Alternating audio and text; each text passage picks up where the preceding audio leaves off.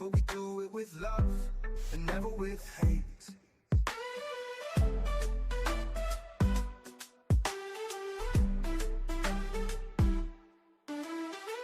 We'll talk about knives and what's on your mind. Never know what will come up this time. We vibe and we chill, including spirited debate, but we do it with love and never with hate.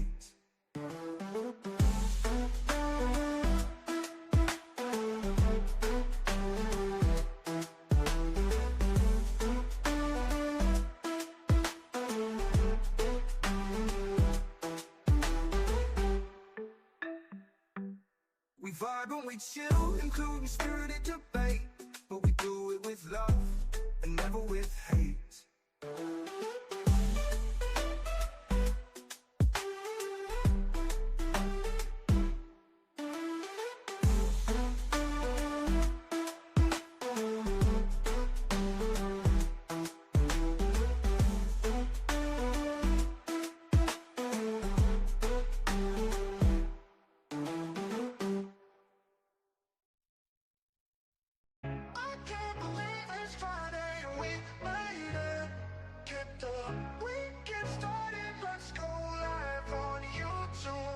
It's a Friday night flick and you know it's going down. Get your friends and your knives and let's have a good time. Got that play, click, clacking and I'm ready to go. Gotta check the homie Groove on to see what knives he's got. I can't believe it's Friday and we made it. Get the weekend started, let's go live on YouTube. It's Friday, I can't believe we made it. It's Friday.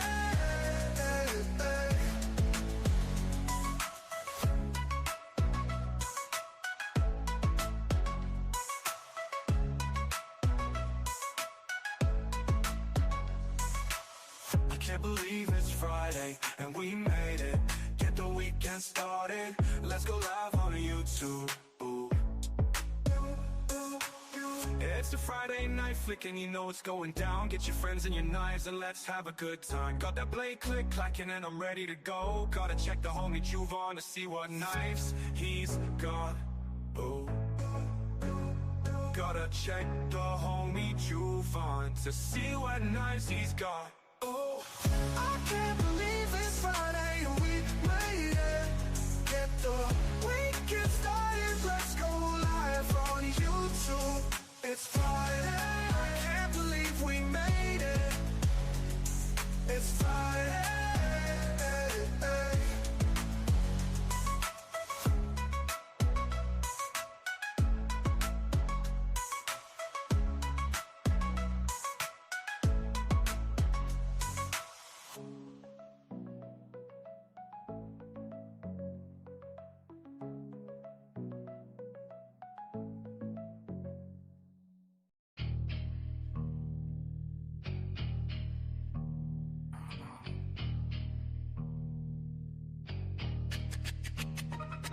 Got the Scully in the house, it get cold in here.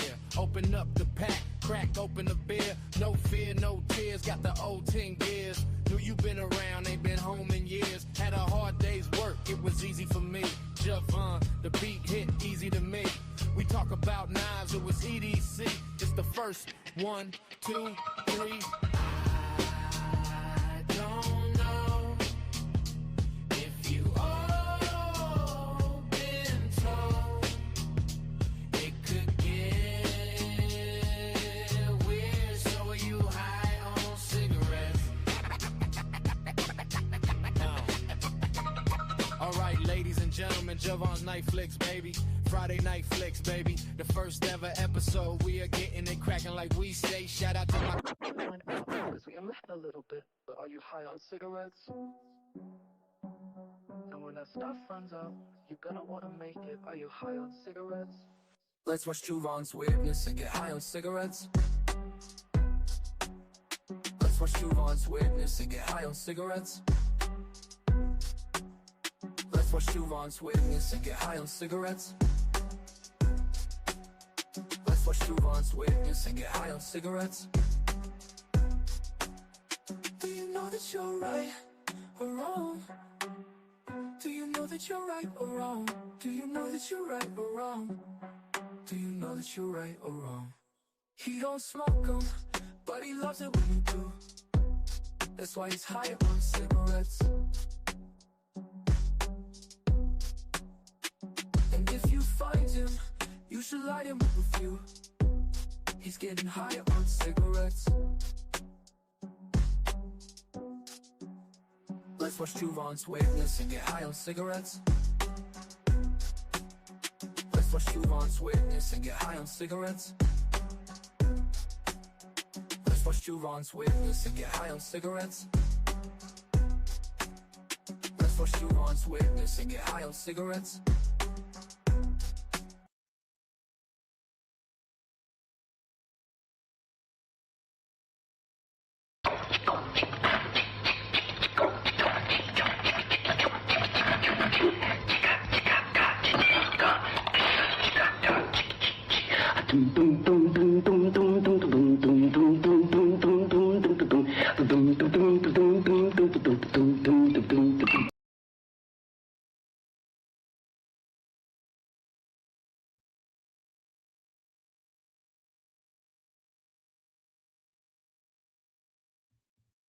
What is up, guys, gals? I hope y'all can hear me.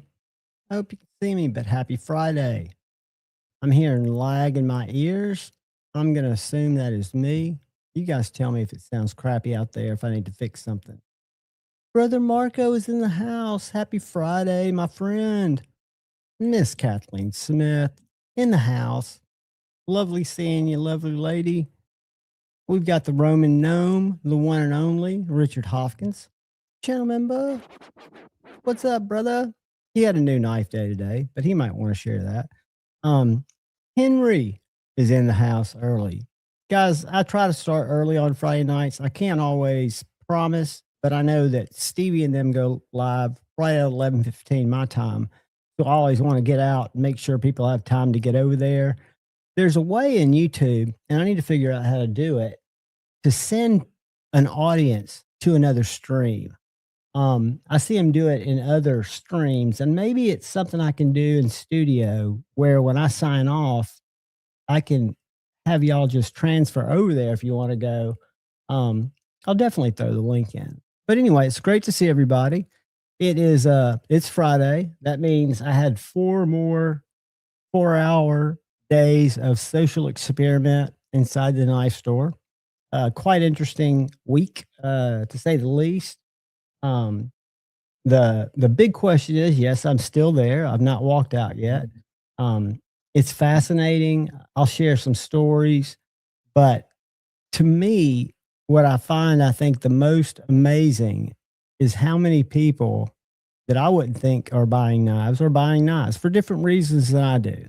Some of them are just looking for a folder replacement. I think a lot of people carry knives that I wouldn't necessarily think about it. What's up, Joe Isabella? My spiritual Sherpa and a channel member, fantastic craftsman, and a wonderful human being.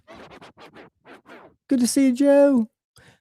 But yeah, so it's nuts. And I found out that the geriatric, which are my age, the case guys, I call the curmudgeons, the underbelly of the knife world, the part, concluding to Chat GPT, the largest part of the knife pie, about 8% is case. And those old guys are big into Google results, and I evidently rubbed them the wrong way. So there's an interesting conversation I'll bring up a little later that I thought I had a good valid answer for. But it's funny, guys. I see these people come in, and my first few months, I wanted to learn everything I could about traditional knives.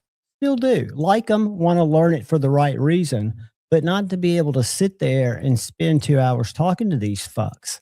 I mean, some of them are nice people, but I like my modern knife people. I like the people that, want to understand different things. I don't want some guy looking for, a 100-year-old design that he's going to put in a box and, make a few dollars on it, and his widow will sell it. I'm just not into all that shit. Um, and I realize it's the very lucrative part of their business because the owner has really set himself up as a national go-to if you're looking to sell your vintage case collection. So he does a lot of um, a lot of trading, a lot of buying of case knives, full estate sales. I mean, huge buys. But I would imagine that those resell vintage knives, some of them sell for well over $1,000, are pretty good profit margins. And he comes from that world, right? So he can talk that language. And I guess if I'm making $500 selling a guy an old curmudgeon a knife, I'd be a little bit more tolerant.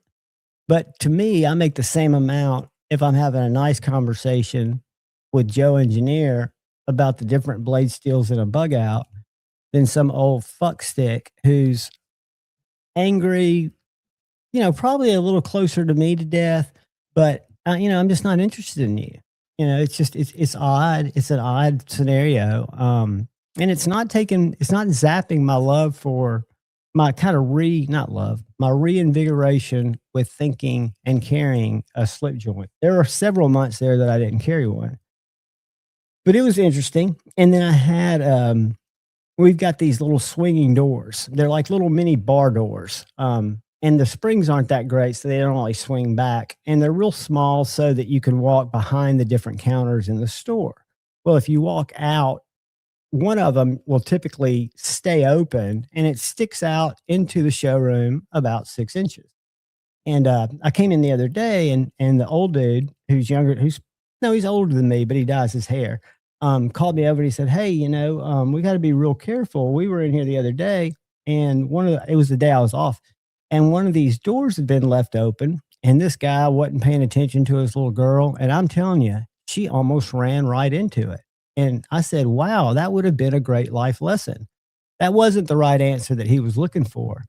I said, "I get it." And he goes, "Well, we just need to be we need to be real careful to close those doors, make sure they're closed." I said, "Well, the best way to make sure they're closed is to invest in 4 springs and replace the springs." He didn't like that answer either.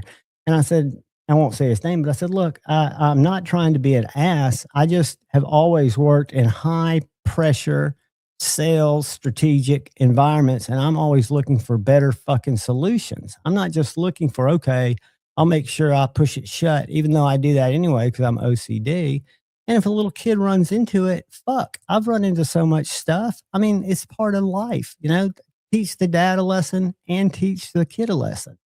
I think differently than a lot of these people. And I think part of it is because I am, it doesn't matter if I sell $2,800 worth of knives in a day or if I sell none.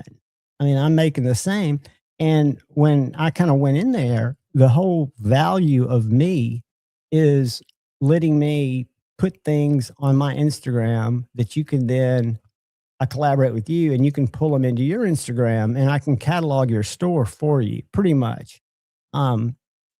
And I do social media shit for you. What's up, 1931 Leatherworks? Tactical Terry. I got to talk to you, buddy.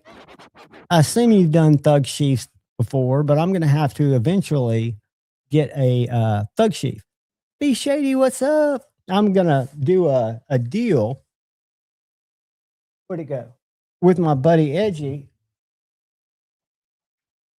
For some reason, he's in love with this. I've not reviewed it. I've unboxed it. It's going to be live tomorrow. I'm going to do some testing on it because it's a very, very cool knife. But this is a TKL Outrider. It's got a 6-inch sharpened blade, kind of a sapper design, about a 1/4 inch thick. I've chopped a stump with it and taken a picture of it, stuck in said stump, and it's a beast. And for some reason, he just loves it. And I said, "Dude, I've just never had a thug from you. And do you still have?" And basically, he's got some of those that he's selling that he was going to sell. Cool, buddy. We'll talk. Because I'm gonna be getting one down the road, and I'm kind of stoked about it. Because I want to promote it. I want to make a video on it because I think it's a fantastic design. I've been carrying my fret. at least 3 times a week. And I'm sharpening it more than I should because I love the way the steel feels, and I love the bevels I can get on this knife just because it's heat treated so well, and it's so flicking sharp. But the knife that's been doing probably the most pocket time in my fixed blade trek, I think this is a masterful design. And again, it was designed by the Northwest Lynch Blade Company CNC operator or their main shop manager. And they just had some more of these hit their site. But this is the Lynch Swift 6, small little knife that they made out of crewware, which I think was a really cool choice, really strong steel, nice little small blade with a thin handle. Carries great. You can get it at checkout. You don't have to get a pocket dropper. I'm talking to you, Richard. If you don't like pocket droppers, they make it with a belt, like a tech lock thing that you can put it on your belt, or you could just strap it like you do and carry it horizontal. But just a really impressive design because I use it a lot. It works great for breaking down cardboard, and I wouldn't think it would because it's such a short blade, but for opening packages and for just making general cuts of things that I have to pull out of my back pocket, it's been fantastic.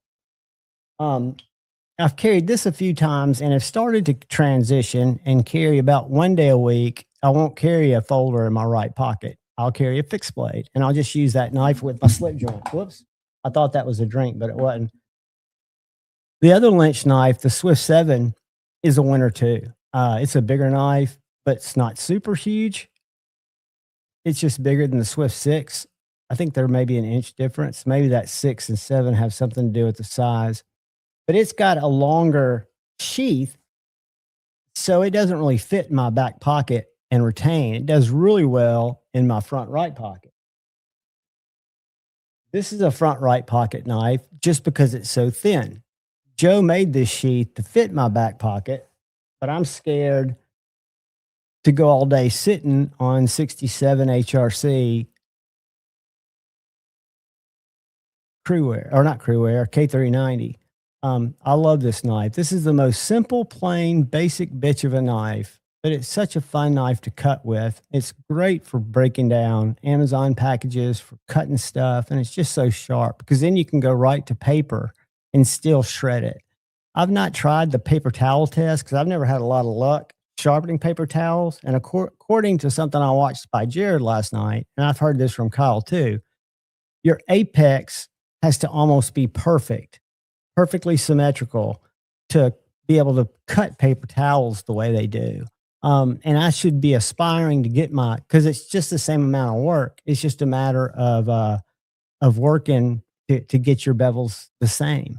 And that's something I don't do in my sharpening. I don't use my loop like I should. I don't make sure my grip patterns are all the way from the top of the bevel to the apex. So I want to be able to get good at sharpening. So this is a really fun knife to cut with, and it feels great under the stones. I think the higher people talk about blade steels being hard to sharpen. And if you have a fixed angle system, and I'm learning to sharpen on small stones, all my slip joints, I hand sharpen on my little Veneves. But if you've got a fixed system and you take your time, the system will do the work for you. And it's not hard to sharpen even some of the hardest blades, toughest steels, if you're using diamonds or, diamond composites and the heat treat's done right. So it's much harder to sharpen a poorly heat treated M390 than it is a 67.5 super hard K390. It just works better, and you'll never get a clean apex or a clean edge on some of the ones that aren't heat treated as well. What's up, Edgy? I know you're busy doing stuff, but you've got a link, and Brother Richard have a link. Not Brother Richard, Brother Ryan, who was going to try to come see me today. He had a meeting up somewhere in North Alabama, but he did not get through in time. And we picked up a couple of cool knives. One of them, I left them, full disclosure, I left 7 Finch knives down there for them to look at. I'm going to take my boxes Monday. I'm either going to trade, and hopefully they'll sell them both over the weekend. But I'm looking at 2 USA made knives that I really like. But we traded yesterday for a Strider PT. I don't know if y'all know what that is. That is the little small Strider frame lock that looks, it's about a 1/2 inch smaller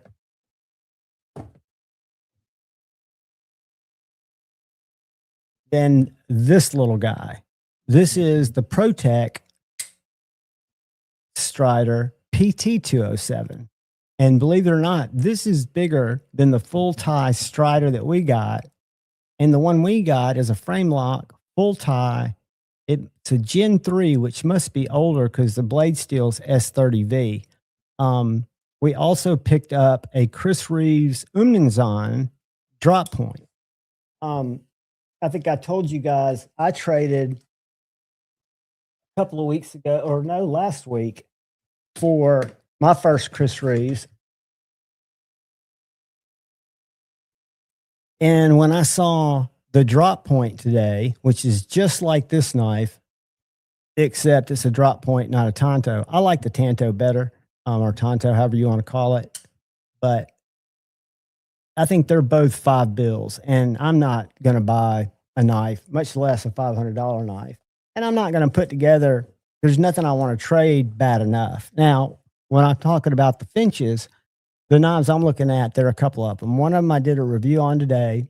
I think it's a fantastic knife, regardless of who designed it. But it's a Peace Neighbor ProTech collaboration called the Avalon. It is a button lock with thumb studs, which is all I needed to hear. And then it's a full-size knife, about a 1/2 inch longer than a PM2, very thin, Magna Cut blade that's also very thin, and it just works. It's a great knife. The other, we got in Microtech MSI Mini. We actually got a Marathon Select Titanium MSI Mini, which I don't understand the pricing structure between the two, but it's in a FRN, and we've got 2 black ones inbound, and that's the MSI Mini, which is about, I'm thinking maybe a little bit smaller than the Bug Out, but the MSI was the biggest of the Microtechs that had the ram lock when they dropped that. And the Mini is chef's kiss, absolutely perfect. It has great action. For me, it's easy to flick it because it's got a blade hole, because it's not so long. When I had A to Z's full-size MSI, my finger does not extend far enough, even if I put tweak on it, to get the blade all the way out. The Mini's perfect. We do have a new drop at a very good knife company, and we're going to check that out here in just a second, Richard. Also, Waxwing Knives drops their however many knives they make every Friday at 4:30 Eastern, which is 3:30 our time. And I know Richard's been real lucky in getting in on some drops. And Richard, I might talk to you about reviewing a couple of your designs. I should have done it when you were here. But this little nymph is a knife that brings me great joy. And the price of these are too low. I've been telling Trevor via DMs, buddy, you've got to, especially if you want this to be your full-time job, you've got to price these a little higher. $130 for a Nitro V USA made small batch knife that cuts so well is, to me, a little underpriced. The reason I say that is not because I want to pay more for a knife, but like Survive Knives was the worst case scenario because you had a psychopath with some mental issues, also who wasn't charging enough for the quality that he was producing. I know his knives were expensive, but you've got to look at what it costs you to make a knife. That doesn't mean if it goes right. You've got to look at, if I make 10, I'm going to lose one of those probably. You've got to set yourself up so that we as consumers have a company to go to in 5 years. You want them to be successful. So I think it's easier to set that expectation early. And I know from talking to a lot of these guys, It's just a simple case of they have imposter syndrome. They don't feel that their products that they're producing, and I'm talking about the guys that make super bougie, nice stuff to really just practical, good stuff. And I understand it because I'm the same way. They just don't feel that, it's worth it. And what I think we as a community should do for some of these guys that we really believe in is DM them and let them know, hey, if your knives went up $50, I would still buy them. I want you to be around. I want you to, you're a good enough maker. Yeah, you're a young man that don't feel like you've been doing it a long time, but I'm an old man who discovered your knife and can tell you it's worth $180, $200 all day long, in my opinion. And that's not going to make him a rich man. It would just hopefully let him build a company that has a lot of staying power. Knife Nut 69, what is up, brother? Good to see all you guys. New stuff. I've got a bunch of new stuff coming. I did last live. This is my North Mountain blade Moon, and the detent ball fell out of it. I remembered that with every North Mountain blade knife that I've purchased, I have 3. They all come with a complete hardware kit down to the pivot. I did not know if it had a lock cage, and a detent ball, but I went to it, and sure enough, it did. So I filmed the disassembly and the replacement of that, but it was really refreshing. Now, granted, it could fall out again, then I have to reach out for them. But if you're an overseas company and you want to minimize people reaching out to you when they lose a screw or break a screw or strip a pivot, all kinds of things can happen. I think it's just really cool to go ahead and include a full hardware kit. It saved me once. Let's see if this knife has got just a design error. I've been carrying it and flipping it, making sure the ball doesn't fall out again before I do a review on it. But I've decided between this knife and the Big Idea Design Company Overlook, which is also a pretty small knife, that for my daily EDC, especially because I carry a fixed blade in my back pocket, these smaller pocket knives, these little frame locks, are just fine for me. Really comfortable, really easy to carry, and a lot of fun. Tomorrow, the post office is probably going to hose me, but I've got a set of Flytanium raw, which means they're going to look like titanium, scales coming in for this guy. I don't have it over here, but my ZDP 189 Dragonfly has the Flytanium black titanium scales on it now. I tried to film that, and after about 45 minutes and realizing I'd said enough cuss words to probably get a strike on my channel, I just deleted the video, put it in a little bag, and then took it to my buddy Tate at Knives and More. And he quickly put it together for me and showed me what order to put your spring in versus your blade. So I think I'll be able to pull off, knock on wood, a successful scale upgrade on this little knife. I'm really excited about it because the Dragonfly, if you're a Spyderco fan at all and you like smaller knives, the ergonomics on this little knife, even with the FRN, are great because it carries like a much bigger knife, but they're in a lot of different exotic blade steels. With titanium handles, it feels like a premium little knife. And I like it. It's a lockback. It was the first knife, the green ZDP one that I just put scales on, or actually Tate did. I failed on it. Was the first knife I bought when I got back into the knife game. I bought it at St. Nick's Knives, and I bought it right out of the gate because it was under $100. About 2 weeks later, I bought my Blurple PM2 from there, which was my first knife, over $100. It was $143 back in, I guess, 2020, 21. I forget when I first got into the knife game. But this knife came to me. I've got a review, but it hasn't come out yet. The Corvid has been around forever. They have a big Corvid, a regular Corvid, a mini Corvid. They've been frame locks. They've been liner locks. It's a collaboration with Coke Tools, and this is going to be a budget option that is a bar style lock. So this is a mini size Corvid, if you like a street cleaver, with fantastic ergos, medium sized knife, but the blade is what makes it impressive. It's so tall, it's a flat grind. You could cut down a roast with this. You could cut through as much cardboard as you ever wanted. This is just a beefy knife. And I think it's going to be priced well under 60, maybe under $50.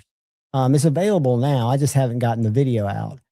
But the Corvid is a cool knife. I used to be big into carrying these cleavers. I've got my EMP EDC cleaver. The knife I'm carrying today is an oldie but a goodie, the Wee Roxy 3.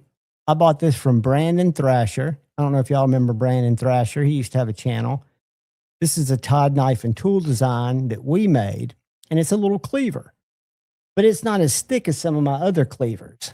And reality being what it is, a cleaver for somebody my size carries much bigger in the pocket because it's so much wider. That's why I like that ProTech Avalon so much, because even though it's a long, large knife, it's thin. Same thing with that big, long Mr. knife that I bought that was, I think it's over 9 inches, but it's thin enough to where even though it's a huge knife, it rides deep in my pocket and it is narrow, about half the width of the Corvid. So that'll be coming, a cool video that's coming out. I've reviewed several budget knives very recently. I don't think they've gone live yet. One of them I don't see up here, the Lyrid. Awesome knife. This knife right here, I was surprised that it's a budget knife, but it's steel, not titanium or aluminum, I can't remember, with G10 inserts. It's a CJRB Droma, and it's a Dylan Mallory knife. So it's a little Dylan Mallory design in AARPM 9. I've not filmed the review for this yet, but it's a good knife. I have no problem with it. Liner lock, about $55 for a medium-sized little knife. Only has the blade hole to open it, so that could be a drawback for some people. But if you're a fan of Dylan Mallory or know who he is, you can see his design language in this knife. I liked it, but I also like this $40 knife called the Fugly. And it's called the Fugly because it's, in my opinion, just ugly enough to be cool. About the same size as a PM2, G10, 14C, I believe. Whoops.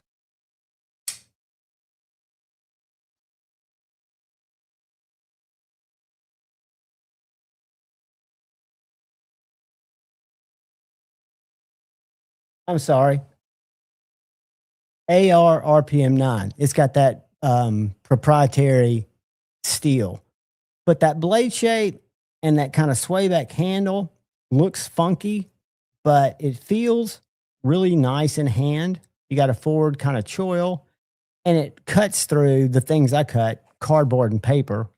Deep carry clip, about $44. I saw it on Amazon with a coupon once that put it under 40. Really good knife. I have a hard time just because I used to buy, and when I first started reviewing knives, I was buying all the knives I was reviewing. I was big into budget knives. There was a turning point. I think I've told y'all the story. Dark Gravity convinced me if I wanted some of the nicer knives that I had my eyes on that we talked about, I could easily get them if I just quit buying budget knives. Don't buy so many budget knives and just save your money. And when you get to that point, buy the knife you want. So I started doing that. And in the process was not reviewing as many budget knives because I wasn't carrying as many budget knives. I gave most of them away during live streams, but still understand that there's a valid place for them. And when I get a knife, even though I don't carry it that much and it doesn't excite me like it used to, every now and then I'll get a knife like this Romette Camel. It's a top liner lock, 14C blade steel. You can actually access the liner like a regular liner lock, or you can hit the button. And this thing is under 40 bucks. So I can get excited about a knife that I'll probably not going to carry. This will probably get given away very soon. But I think for me to reach you guys and give you guys content that you may or may not want, I know people still like to buy good knives under $100. So I feel like I need to review those knives.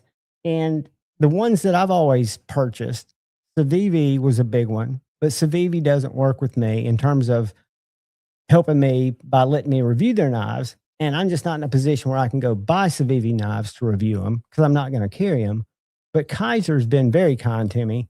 And Kaiser, I probably early on owned more Kaiser knives by a long shot than Civivi knives. So they're a great partner and a knife that I've always purchased, whether it was their Bladesmith series or their Vanguard series. So I've had those coming in, and I'm trying to come up with, there's so few, and there's so many new ones, but there's so few that I'm aware of. I bought Kaisers, I bought Civivis, I bought Kubis, I bought CJRBs, I bought QSPs, Bestex. So there were several I bought, but unfortunately, I can't work with that many. A lot of those guys aren't working with as many people as they were. Neil McKenzie's been a member for 32 months. Winner chicken dinner. Neil McKenzie has been patient. Won a random giveaway that took us a while to get this stuff together, but I'm man hugging him now. And hopefully your stuff has gotten there or will very soon.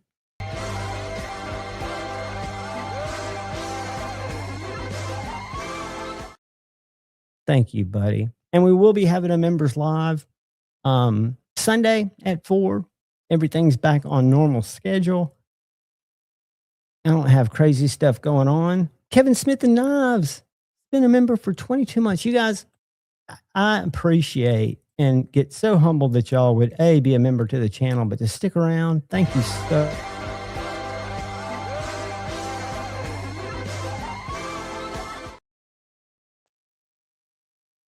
It means not as much from I appreciate the revenue big time, but it's the fact that you guys believe enough in the crazy things I say about knives, because if you do a channel, and a lot of people that are, real creatives who do editing, who can probably make content a lot more fluidly.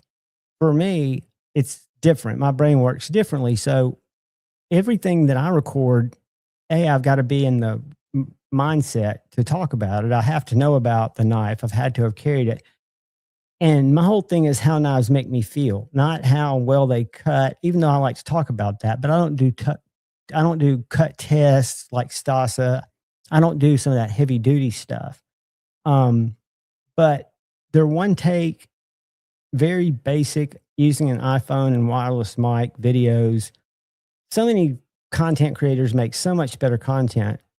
I hope to make more interesting content, but at the same time, I don't like stirring pots. If I find something wrong with the knife or something that needs to be called out, like my rant against Smoky Mountain Knife Works, I'm just not a negative reviewer guy. Richard Hopkins, a year already. My Roman gnome brother, who hopefully will be coming through to visit.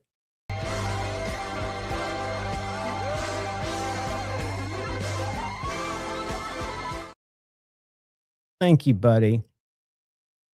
You can park here anytime we just can't run the dryer inside while I've got you plugged up. I've learned that lesson. But dude, you guys have been awesome. Y'all send in stuff for me to give away or add to the collection, or just y'all are just good people. You always hang out. And I want to bring up a brother from another mother who y'all know, Mr. Edgy American. What's up, guys? John, I'm in an awesome mood. I made the best thing I've ever made today. What did you make? Whoopee? Or did you make something like with sharp? It's a chef's knife, and it's by far the best thing I've ever made. What do you think set it apart? The design or your focus on it? Things that I've never tried before. This is it. Holy smokes, dude. But it's S ground, so it's hollow down the middle to release food. It has a beautifully crowned spine, so if you have to, if you have to push on it, it's more than comfortable. I ground it to 0. And that means you just apexed it off your grind, right? Apex, yeah. So it's perfectly flat all the way. Let me show you. Now, that's not a clean, quiet cut, but that's not been sharpened. Been beveled. Yeah, it hasn't been sharpened. Yeah, and that's what it'll do, just like it is. Bugsy, I don't stream on OBS because it's a little bit more involved. I should. I use StreamYard, which is more resource hoggy. I'd love to be able to get away from StreamYard, but no, I don't. Chris 229. Sorry, dude. Show me that again. So the 0 grind, most chef's knives start off that way, the good ones, right? Right. You go to a 0 grind, then put a bevel on it. You don't want to leave the 0 grind because it'll leave the edge a little bit too brittle. Because you're going to be, you could hit a bone or cut through something. Right. But that's what it'll do before the edge. I mean, you could absolutely use this in the kitchen right now. But the S grind I've never done before. The crown spine I've never done before. I'm going to get handles put on this tomorrow. And this was inspired by the Benchmade station. I think it looks better than the station. The tip looks better. But it's in Pro Cut. It's 65 HRC. So I'm going to acid wash and tumble it, put an edge on it and handles on it. And that's for a local customer. So that one won't make it to Kyle to answer Knife Nut? Not this one. There's a couple coming to Kyle because Ryan Ellis paid for his chef's knife a long time ago. And I'm just now in the, and for those of you who were in the live with me today, I hate you missed it, John, but I had one that was literally like this. It came out of temper like this. I put it in a vise and I put a rod right in the center of the bend and then 2 pieces of metal on the opposite side further out and ran it down in the vise and left it like that. I mean, it was literally, I had it bowed the opposite direction. But going the long way, but bowed the long way? Okay. Yeah, I bowed it back the opposite direction under no heat. And it didn't come out. So I went back with just a heat gun, got it up to about 250, 300 degrees, and left it sitting there while I was doing my live stream. And I forgot to check it before I ended the live stream. But when the live stream was over, whenever I took it out, perfectly straight. So it's not ruined after all. I was worried I was going to throw it away. When something like that happens, because I don't know enough about steel, once it straightens out, the molecules have started moving or stopped moving. The atoms have stopped moving, and it's stabilized at that point, right? Right. So when I tried it without heat, it did nothing. Kathleen said it was very curved. Yeah. But when I've been accused of that too. When I heated it, when I got it up to about 300 degrees, and then let it sit there for like 30 minutes, till it cooled down that way. Keep in mind, it was bent like this when I put it in, and I had it bent like this, like you went the other way. Yeah. And if you go out and watch the live stream, you'll see how extreme it is. I can't believe it didn't break. That tells me Pro Cut. another reason why this is the best carbon steel ever made, because it didn't snap. But yeah, it came out flat. Man, I'm tickled to death. So I found a miracle product at Knives and More that I wish I knew the name of it. They come in a tube about this long, and it's a little cloth. A lot of the traditional knife makers buy it. It's a yellow cloth. It's in a little tube. You take it out of the little tube. When it unfolds, it's about this big. And like you can rub the bolster of a knife with Yeah. just cloth. You don't put anything on it. Or It's the like a blade. Brasso cloth. The cloth turns black. Yeah. And the knife shines. And It's then just, it's just Brasso. It's just Brasso on a cloth. They used to make Brasso wadding too. Like you'd tear off a piece of it, this cotton, and they would have this stuff in it you could polish. In the military, that's what we used to polish our belt buckles and our medals and all that stuff with. It's just a Brasso cloth. You can buy a can of Brasso. You're right. And use a rag. Cloth. Yeah. And do the same thing. Yeah. To me, to show you how uninformed I am about steel, that's why I wonder about patina versus. I'll be right back. I'm still listening. Go ahead. But I did not know that once a knife, and I always wondered, the way I learned is I was watching the owner of Knives and More. When he takes in knives, he cleans them up very, very well. Sometimes he'll do full restorations on them, but usually he just cleans them up. And he was using that cloth, and that cloth, I've seen them on the shelf, but they turn 100% black. Bugsy, there's no download. You just go to the website. That's the great thing about StreamYard. There's no download. There's no app. You just go. If somebody sends you a link, you tap it. You go into the StreamYard, into the green room, and they can bring you right up. All you gotta have is a cell phone. Honestly, Bugsy, you want me to send you a link just to try it? See this right here? Yeah. That is a knife I bought when I was into slip joints. It's a Smoky Mountain Knives exclusive, ironically, Boker. And I think it's painted. Yeah. When I look at that blade, even though it was kind of dark, because I think it's A1. Yeah, it's just that's a nice patina. Does that look like a patina? I was wondering if that's what that was. Okay. Yeah, it turns that grayish blue tone. Sometimes it'll have little black specks. Let me tell you what else I'm excited about. Talk to me. You missed out today. I wish you'd been there. I wish you texted me because I didn't get notified. So somebody sent me a video that was going around Instagram and Facebook. Many of you saw it. It was an ad for a knife. There was this little knife, and this guy had it in his fifth pocket, and he pulls it out. And I remember when I saw it, I thought, man, that kind of looks like a cold steel tough light, but in a fixed blade. Well, a local buddy of mine sent me the video, said, hey, can you make this? And I said, not for $24.95. I can't. I was like, that thing's garbage. He's like, I'm aware it's garbage. Can you make it? And I was like, absolutely. He's like, we'll make it. Dude, I saw it rough. You showed it rough. Look at that. This, though. There's something about this knife I've never done before. Are you ready? Hold on. See if you can just show me with, and let's see if I can figure it out. Let me on big screen so you can see it good. All right. Oh, you're going to see it. No doubt. Look at those. Look at that beautiful clean bevel. Kathleen knows what's coming. Are you ready? Is this going to be flat? Ah, dude. Full chills the ground. Again, no edge on it. And this thing will cut you right now. And that little shape is probably the ultimate utility knife shape that you could. I sized it. I had Meathead put it in his fifth pocket. And you get about that much sticking out. But it gets better. It gets better.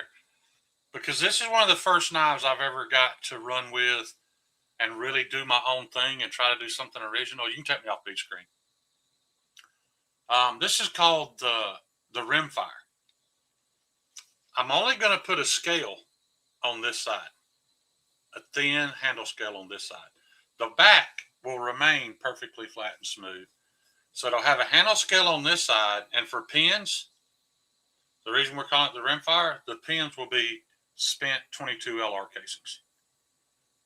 Dude, that's so cool. Now tell me this. And this is the knife. Remember when I told you when I wanted to make knives, I wanted to make $100. This is the result of me striving to make a $100 knife. That's your little Doug Ritter survival knife. Yeah, you could make this a neck knife, but a chisel grind, man, that geometry. Was that Pro Cut? Yeah. Okay. 65 HRC Pro Cut. I can make them in more expensive steels if you want, but this is my $100 option. If you just want in to get a custom made. And what I love about this, nobody else is doing this. You know what I mean? How'd you get it so round? How'd you make that arch so round? French curves. But how'd you cut it out like that? French curves. I took a French curve and I drew that perfect radius on steel and then cut it out with a bandsaw and then cleaned it up on the grinder. So the French curves I get. Yeah. You drew it on there, but how'd you keep your hand still on the back of that? I don't see how you kept your hand steady enough to follow that line and then get it, because it looks perfect. Yeah. I don't know if it's perfect. I can see a little spot right here that needs touch. There's a little high spot, but I haven't even cleaned the spine yet. I haven't even cleaned it up. It's still black. So is there a science to right-handed and left-handed chisel grinds? That's my point. I ground this backwards. This is a left-handed knife. You didn't grind it backwards. It's the 10% knife. It is. So this is left-handed because a chisel grind, when you hold it in your right hand, you want to be looking at the flat side. That way, really, to make your cut, when you go to make your cut, wherever you put that blade on the line that you've marked, it's going to cut it perfectly. It's for precision. Right. You want the bevel over here. So you're looking at the flat side because you're lining up the flat side with your cut. Think about this. Since this is the bevel side and the scale's over here, that's where you'll get a little bit of your roundedness to make it even more comfortable. And the back side, that flat part, just sits flat against your hand. Let's take a peek at something real quick. That's badass. B Shady, that is badass. B Shady's got that incoming. Yeah. How much does that thing cost? $115. Nitro V, 5.5 inches with the 1.2. Is it twisted? It is twisted. Or I don't think it's hammered. I think it's hammered flat, Shane. I'm talking about the handle, though. Those just I think the handles are little flat spots alternated as opposed to being twisted. Okay, so that's forged. Or squished. Maybe squished. Let's see what it says. They call it a cattail. Handmade in Ashland, Kentucky. It's interesting for sure. That's actually a really cool design. Even if you don't like the rat tail, you could do a different tail with that little blade. You know what the blade reminds me of? Finger handle on that would be awesome, man. That blade reminds me of the skir from shed knives. Only the shape of the belly. That's awesome, dude. Congratulations. What I'm proud of on this, though, dude, is the finish job that I did. The finish job on that and the chef's knife look not like somebody else finished them, or you finished them with different equipment. I went through belt progressions to finishing belts. I did the whole 9 yards on these. I'm really excited about this, dude. I hope to sell I've already sold a couple. I ain't even got one finished yet, but. And you haven't put them up for sale yet. They're not even a market. Yeah. I had Meathead went outside and emptied a magazine of 22 LR. So you have your pins? Yeah, so I have my pins, brought them in to me. Yeah. Does he have an auto trigger on his? No, we don't have any FRTs. I saw the greatest reel on, or I guess it was a reel. Maybe it was on you. It might have been on Twitter. It was this really well-dressed African-American guy out of the range. John, send Bugsy that link. I'm sorry. I didn't want you to miss this thing. Send Bugsy which link? So this, the link to get in? I think you're going to try to jump on. Oh, okay. I didn't see it. Yeah. Send it. Let me see how to get it to Bugsy. Bugsy, are you on Instagram? He is. All right, let me find it. Bugsy Craftworks. Bear with me. Bear with me 1 second. I was going to acid wash this, but man, I don't know if I can bring myself to do it. It looks so good, silver. I don't know. If I'm going. Well, I'm going to acid wash it because if I don't like it, what I'll do is I'll leave the backside acid washed and just Scotch Brite belt the bevel and make it back silver again. But Now, Bugsy, I don't know if you've got a page because I'm an idiot, but you have the choice to just join the stream or join the stream and have it also stream on your channel. So don't get stumped by that question StreamYard will ask you. Terry, are you my left-handed friend? I think he's your left-handed. He's asking to be a Chester. Yeah, we can absolutely trade out some sheath credit because I don't have a left-handed customer in mind, and it would tickle me to death for you to get this first. Message me I and just saw that second link. let me know kind of what your idea on handle color or material is. I may or may not have the material, but yeah, just give me some ideas on the handle. We'll get that thing finished up, sent to you. I'm going to just do little, and guys, my Kydex works not great. I'm going to do a little Kydex so you can drop it in your watch pocket. I'm not putting any clips on it. Like I said, the one on the commercial didn't clip to the pocket. You had to take the whole thing out and unsheath it. If you want to add a clip later, you can, or if you want Terry to make a leather sheath, well, then it's gonna climb over $100. You'll have to. But I think you could do a really cool coin type. Can you see this, guys? Yeah. Cattail. So if you run your fingers down the spine, it feels like the bones. It of a does. cattail, right? Oh my So gosh. I wanted to design a knife that was as lightweight and usable as possible. It's got 3 grips. The first grip is the hammer fist. We've got our scalpel grip. So this is for skinning. And then the third grip, I like to call the pencil grip. We use this to open white-tailed deer and dog food bags and Amazon packages. So Like a great super, EDC. super great EDC knife. Tell me about these little guys. So that is Very cool. That is very cool. And I love purpose-built knives because he sounds like he knows what he was, at least his vision was. You know why he's excited? He's excited for the same reason I'm excited about this, because he did something not everybody else is doing. I love my Homestead clip point, but guys, there's 1,000 knives out there that look like that, or kind of like that. Kinda, But I haven't seen anything chisel ground. I haven't ever seen anything like this. So. I'm gonna start calling you Israel. Okay, Israel. But that one, I guess that's official. That one's going to Terry. See what I'm wearing tonight? I'll let you put the edge on it too, Terry. It'll literally take you 2 minutes. Like it's borderline scary right now. And It just gives you more. It gives you more grip options. I think was the Rhodey. I think that was the ergonomic. What happened, Bugsy? I sent it to your Instagram. What am I missing? I'm not in the chat, John. I sent the link, brother. It's in your Instagram messages. All you have to do is click on it. Yeah, just open the link. It'll take you to a little like backstage area where you can set your camera or turn your camera off if you want to stay anonymous. I tell that to people when I send them invites. Speaking of ugly, I got my new sharpening equipment, so I put an edge on my Peach Smith.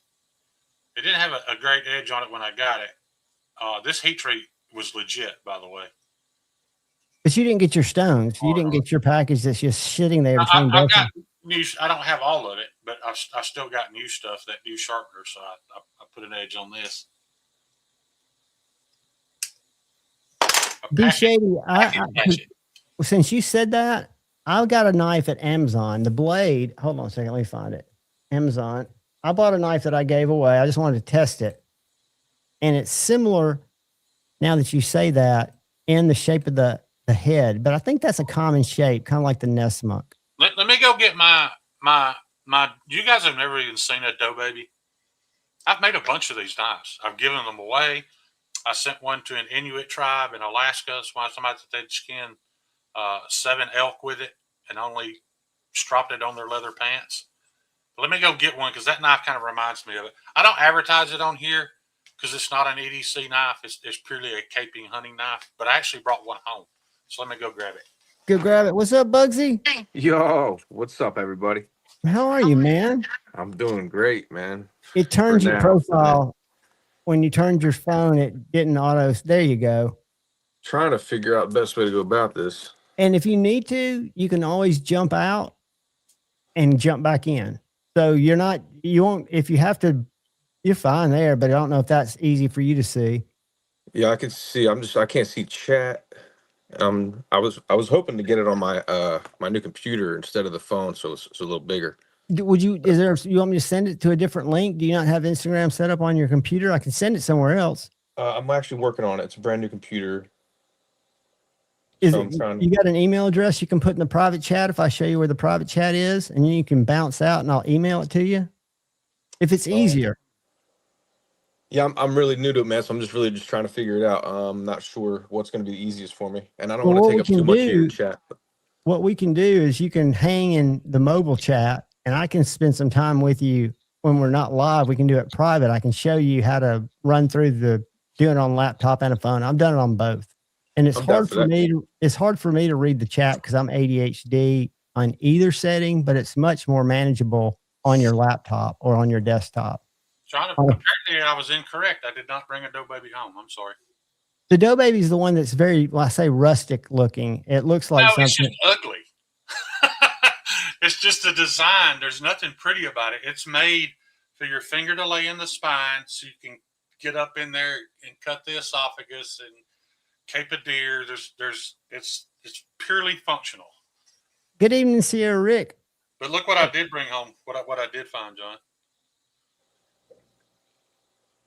It's a K390 Joke Wolf. Oh, dude. For Mr. John Evans. I love that. That is sick, dude. And dude, this has been sitting in the shop for nearly a year. And it still I told you I'm in no rush. You hasn't rusted or patinaed, though. And that's Sawtooth Dave's hollow grind on it. So, yeah. Yours and Ryan Ellis's are the last two. Did I tell you about the craziness in the Benchmade 2026 catalog? Yeah. God. Did you hear all that, Bugsy? No, I didn't. The new Benchmade catalog where they're explaining their steels. Oh, yes. Yeah, you're right.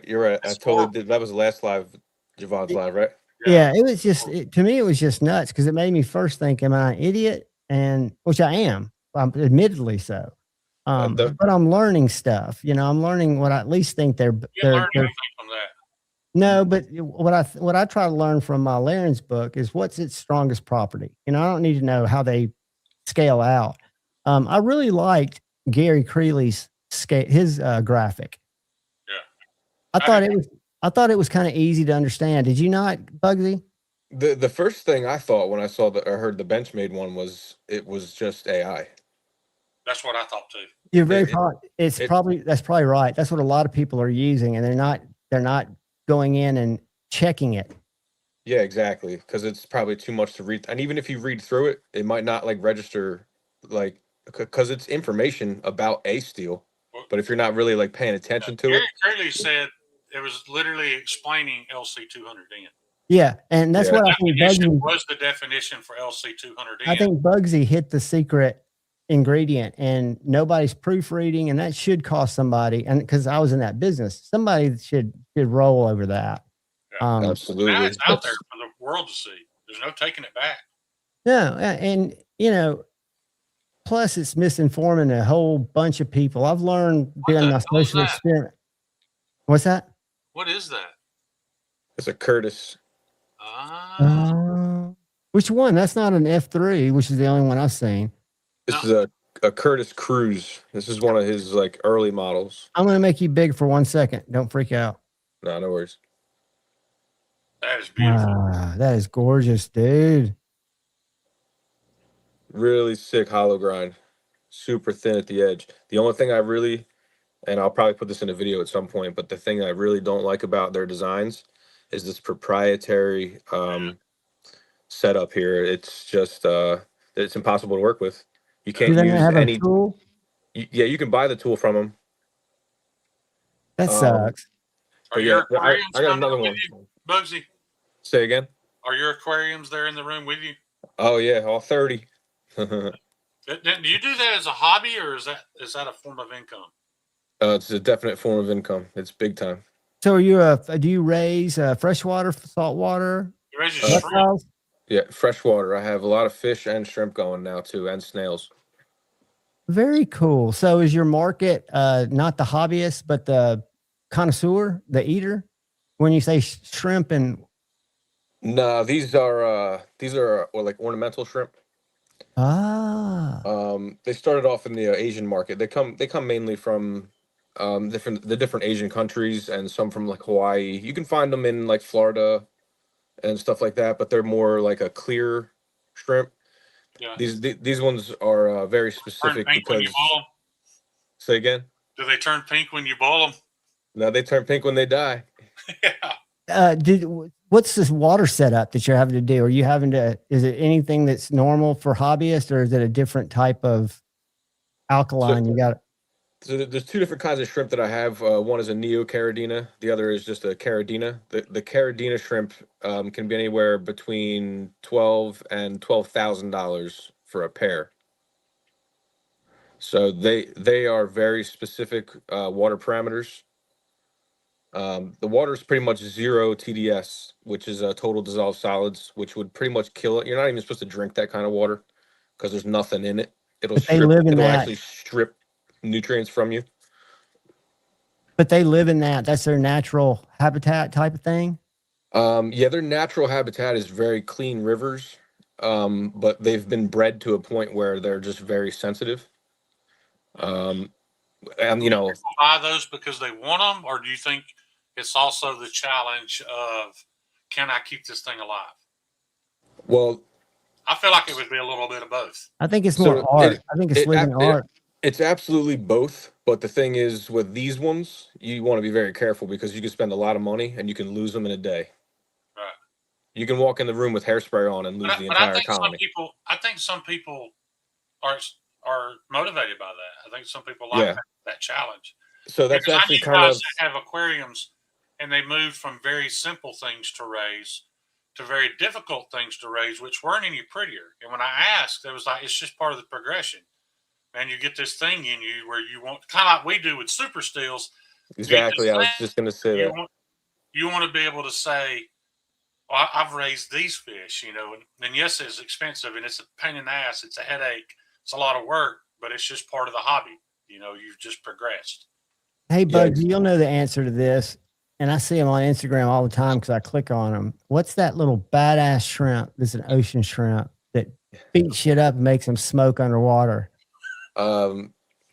That is I think it's a pistol shrimp or a. They're the one that punches stuff so fast. Yeah, You can't even have them in regular aquariums because they can smash through the glass. Yeah, they can break glass with their hit, and they feed them crabs, and the crabs will come kind of to attack them, and they'll just like swat off one claw at a time, and then just fucking destroy it. And the other cool thing, those things punch so fast that it creates a sonic boom, and the water evaporates around where they hit. Kind of like the Titan that imploded. And it creates an intense little heat burst too. Those things are crazy. Yeah, science. Well, nature. The ocean is scary, dude. Yeah. And we only know about 20% of it. It gets scarier the deeper you go. Well, the coolest thing that I've been watching, I've learned about, and I don't know if you do any saltwater stuff, but little octopuses or octopuses in general. I actually have a kind of a crazy story. Bugsy, hold that back up. Because that's my Santoku, and this is my new, I hate to call it a station knife because that's what Benchmade named it, but we'll come up with something. But that's more of a vegetable knife. This has got a little taller grind. That's beautiful. But yeah, back to what you were saying, Shane. I actually got into the shrimp because I killed a batch in my son's aquarium. I got a free aquarium from a friend of mine, and I wanted live plants in it. Yeah. And the only way to clean a lot of the live plants is to have these shrimp. So that's the main reason for having these in like a big aquarium that has a lot of spots you can't clean. And I killed them, and I didn't know why. So I started doing some research, and I insisted upon keeping the next one alive. Yeah. And then once I kept them alive, they started breeding a lot, and I have probably 1,000 of them in that tank now. I need that same ethic because what keeps me from cultivating mushrooms inside is I'm afraid I'll kill them. Yep. I just brought my peppers indoors. I'm using I have a little fish pond I built inside, and I'm feeding the plants with the fish pond, and I'm going to grow the peppers for next year's hot sauce indoors as much as I can. That's awesome. If That's you guys so haven't cool. tried Bugsy's hot sauce, guys, it's phenomenal. But I'm going to be completely honest, Bugsy, I'm giving Meathead Model. I have such a low tolerance for heat. I can't do it. It tastes incredible, but I can't handle it. And Meathead loves hot stuff, so I'm going to give it to him. It's understandable. I got to back down on You buying the told me that Reapers. was the mildest sauce you make. Yeah, this year it was. We didn't have too many. We didn't have a good, a good yield with the low heat peppers. Right. We had a ton of Reapers and Ghosts and Scotch bonnets. The stuff that really is just harsh. It's off the Kelvin chart. It's like, it's got to be over 1 million Scoville units. They're just Scoville. That's what it is. They're just. I tried that live, and like I said, it does have a really good, like, tropical fruit flavor. I think, in my mind, the first thing I thought it would be great on was pork, but it's just too hot for me. Yeah, no, it's understandable. It's too hot Richard, for you most need to people. get in touch with Bugsy because you would probably be a perfect forest. Yeah. Yeah, What's up, sorry Paul? guys. I can't see the chat if anybody's saying anything. I'm gonna try to figure that out. If they speak to, we'll let you know. But I forgot that you can see chat. Since Forrest is here, Hank, give me just a second because the wife's got the air cranked up. I want to show y'all something. But what I was saying, Bugsy, is I've been watching these little things where they'll drop the octopus's food in the aquarium in a jar. Yeah. And the octopus gets on it, unscrews the jar, and then gets the food. And then so I started diving into octopuses. And I didn't know this, but all animals on Earth have common DNA threads with other species, right? I think ours is pigs or something, but monkeys, octopuses don't. There's nothing on the planet that shares, and that makes you wonder, did a meteorite crash in the fucking ocean, with some panspermia. You never know, dude. Yeah. I mean, it's just, to me, it's wild. I Well, think the government has come out and told us now that there are aliens in the deepest part of our oceans. So yeah, maybe they're talking about octopus. And if you've ever seen a cuttlefish, yes, not in person, but I've seen them, plenty of them. I'm fascinated by them, dude. Those things are absolutely wild. So I lived in the Caribbean for like 3 years, and I did a lot of spearfishing, and it was part of my job actually at one point to spearfish the lionfish out of the waters. Those are real poisonous, right? Yeah, they're nasty, and they breed really fast, and they don't really have many predators except for the sharks, and they just take over. And all around the resorts around there, they want them gone. So they would pay me to go get them, and the rest I'd turn around and sell them to the restaurants. Dude, that sounds like that's been just a cool fucking surf ride so far. John, unlike those t-shirts I ordered that were just iron-on stickers, this is my custom embroidered Edgy American Blades hoodie from Forrest Hanks. And I don't know where Forrest gets these hoodies, but if you order one, tell him you want this same brand because it's primo, dude. This is an excellent, very comfortable hoodie. Custom embroidered. I don't know what the... I'm in for one of those, Shane. Shane just killed himself. He'll come back. He tried to push something. You used to sell hermit crabs at the mall. I used to buy hermit crabs. I lost audio, Javon. I don't know if you can hear me. I hear you. I can hear you. I hear you fine, but you might have lost it in your ears. I wonder where Shane went. Let me pull this I still can't hear you, and Shane's gone on my screen. Shane's gone on my screen. Shane's gone. Let's do this. Hold on a second, Bugsy. I'm going to try something. Bugsy.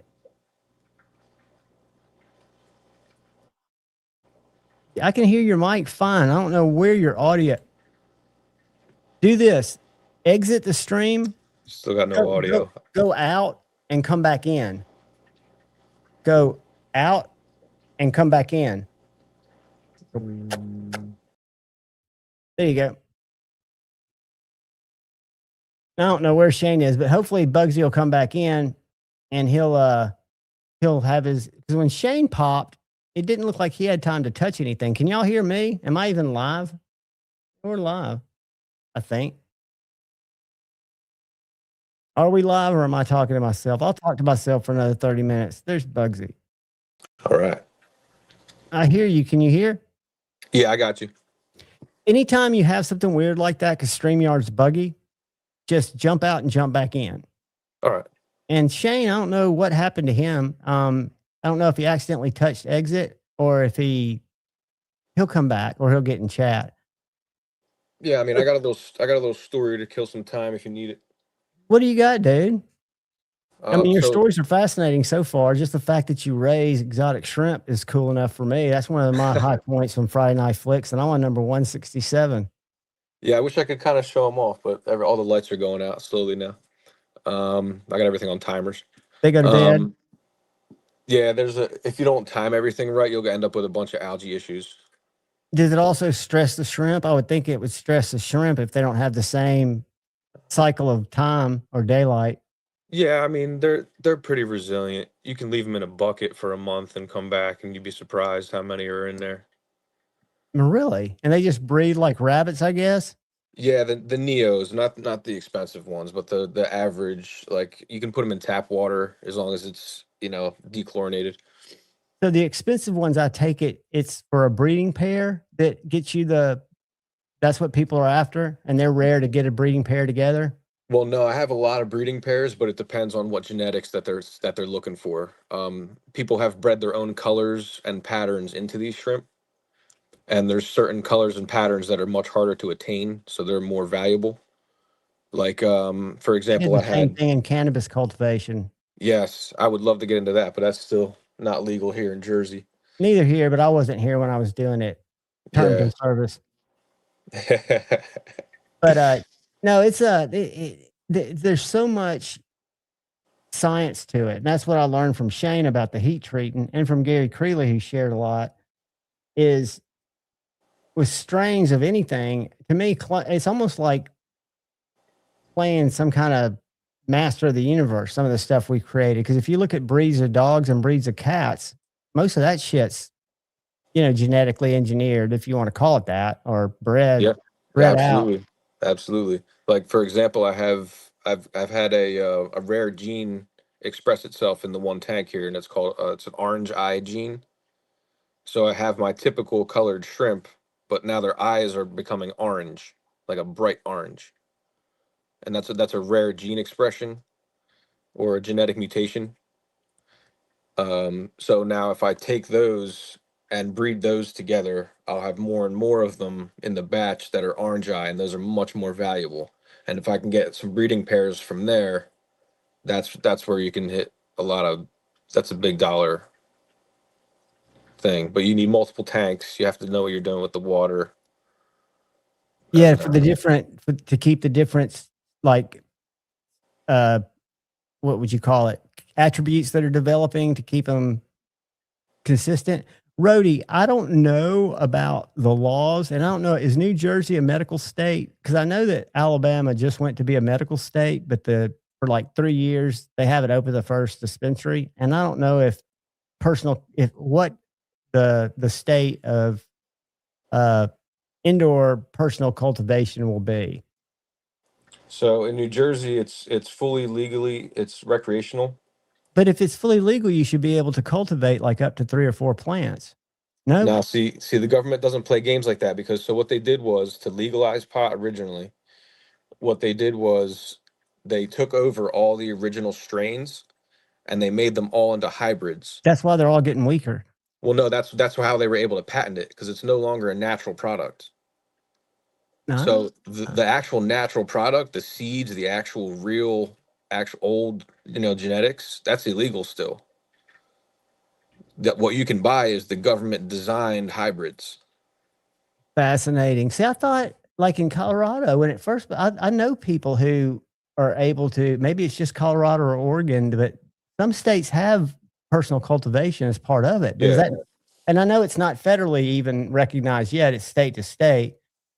But I tell you, Alabama will be the worst because they're only doing edibles.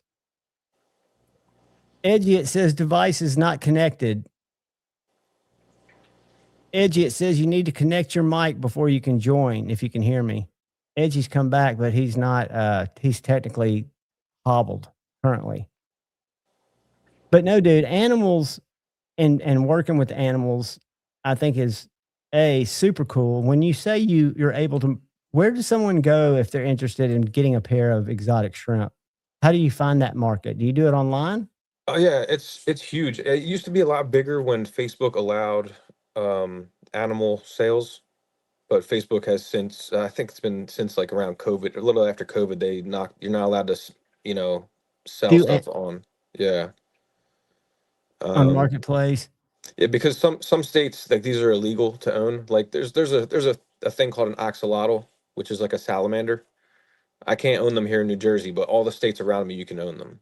Like there's all these little Is it these because they're invasive or potentially invasive? they say that, but the things are so fragile. They're dead in the so there's another thing that I do, and it's called they're like care species. They're species that are either endangered or completely extinct in the wild, and I'll breed them and give them to like aquariums or because you can't really like sell them for profit, but you can take part in like a care species Keeping them where alive, yeah, keeping them their yeah, species viable. eventually we might be able to get them back into the wild if the hobbyists can keep the breed alive long enough.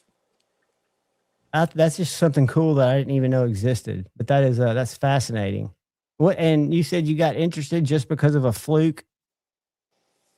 Yeah, I'm a fisherman, and I like I said, I actually, this kind of all ties together. And I was going to say this before. I had a really interesting encounter with an octopus when I was a spear fisherman when I lived in the Caribbean, and that really kind of changed my mind on all of it.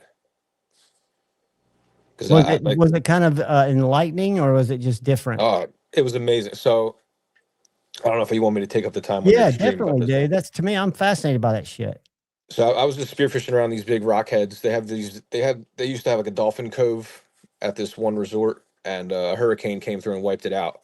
But the big enclosure made out of stone was still there. And the stones are probably, they're 10 foot by 10 foot boulders all stacked up. And I used to love to go spearfishing in that area because a lot of the fish will use the rocks to hide in from everything else. And I was down probably like 15 feet, and I'm going around a big section of rocks, and I saw a fishing line. And usually I'll clean all that stuff up. I have a separate bag I drag with me, To and I keep the clean up all trash. the loose lines and all the trash after the parties the kids do and all that. But I saw a line pull tight as I went to go past it, and I had it happen to me before, but there was a fish on the other end, so I kind of got excited. I don't need to spear it if there's already a big old fish on the end of this line. So I started pulling the line out of the rocks, and it like stopped. It got stuck. And I was like, man, this thing is either really big or smart because it knows to like wedge itself somewhere. And I started pulling on it, and then as soon as I let a little bit of tension go, an octopus came out of the hole right in front of me, like opened all its legs right in my face, and grabbed the rock and was looking at me, and I could see the fish hook in its face. So He was showing you, dude. It stayed perfectly still and let me reach over and take the hook out of its face. And as soon as I grabbed the hook out of his face, it disappeared into the rock. Wow. But I Dude, was like, and it came out because once you lit the tension off, it probably said, "This guy can help me." It knew something. It was a total like recognition of another being. It was so weird. That's to me, that's awesome. And I remember reading stuff because my brain jumps around. But during COVID, the dolphins started bringing fish and shit to the beaches and leaving them on the beaches because they missed the interaction with the humans that were out, before quarantine diving and stuff. Absolutely. And there is a connection between the species. I think it's almost undeniable. Absolutely. And I think if anybody's taking advantage of it, it's humans. Yeah, I think everybody that thinks all this happened by accident, that's pretty fantastical to wrap your head around. That all this was just, I don't know. There's definitely something to it. It's all about the interactions. It's about those chance meetings. Did you know that it's illegal to even research giving birth around dolphins or whales? That's funny you say that because Jesse Murph was on Theo Vaughn recently talking about that there's a program where you can give birth with a dolphin as a midwife. They would take the baby out and push it up to the top of the water. Yeah, they're saying that there's some kind of weird, like they come together when the person is going to have birth, and they put off these certain frequencies that are supposed to be really good for like basically welcoming the baby to, you know. Yeah, because Theo Vaughn was like, "What do you do if he just swims off with it?" But apparently, they understand what's happening, and whales too. Whales have saved people, and whales have started to try to save seals. I mean, there's so much stuff that we don't understand. And one thing I remember from school, I don't know if it was true or not, that the ability to store intelligence has a lot to do with the amount of wrinkles in your brain, the crevice, whatever those little things that make your brain look like spaghetti. That's why they call people from Alabama smooth brains. Right. And you know who's got more crevasses or channels than us? Both dolphins and whales. So if you were going to judge intelligence or the ability for intelligence off of that, which they have for humans, dolphins and whales are more intelligent than humans. Bug, did you see me cutting this paper with no edge? Yeah, I saw that. Reminded me of Steve. Yeah. Well, you know, Steve is a very controversial the little McBee figure in the knife community, but say what you want to about Steve and his personality and how he handles things verbally, but I have always strived to someday be as good at knife making and geometry and heat treat as Steve Clarey. So yeah, no, I love Steve, man. He's misunderstood. He's like me. He's a misfit. He's misunderstood, but he's a true dude, you know. Yeah, when I say he didn't give me the shirt off his back, but he gave me a Sabenza. he loaned me a Sabenza for a review, and he texted me back. He's like, "What do you think?" I was like, "I'm kind of pissed." He's like, "Why?" I was like, "Because now all I can think about is figuring out a way to buy this thing from you." And he was like, "It's yours, brother. Keep it." You know, there's not many people out there that'll do that. Hey, look at there. That's another Pete Smith, isn't it? Yep. Check this out, though. Holy shit. What do you call that kind of pattern? It looks like I know why you gave me this one. Much as I love it, that thing is badass. This is a glow-in-the-dark spacer on the back here. Yeah. That's gorgeous. Look at that edge. I like that blade, too. Look at that wicked bevel. I was just showing off my age, thinking I'd done something. Yeah, it don't look like that. Holy shit. Is that Bugsy? Yo. What's up, man? What's up, homie? I was trying to figure out this live stream thing, and Javon was nice enough to let me mess up his live how weird is it? It's been fascinating. We're in such a small group of people who own these knives, and nobody else can. You can't get them. I think there's 2 in the wild, and the rest I have, and you have 1. Really? Yeah. Why did he quit? Do you know? Health or time or? No, you know, he was actually really young, man. He was like 19 when he did these. I think he's like, I don't know. I don't even think he's 30 yet. I think he was actually he was a gems, or what do you call the people that cut the bevels on gems? Oh, the people that split diamonds. What are those people called?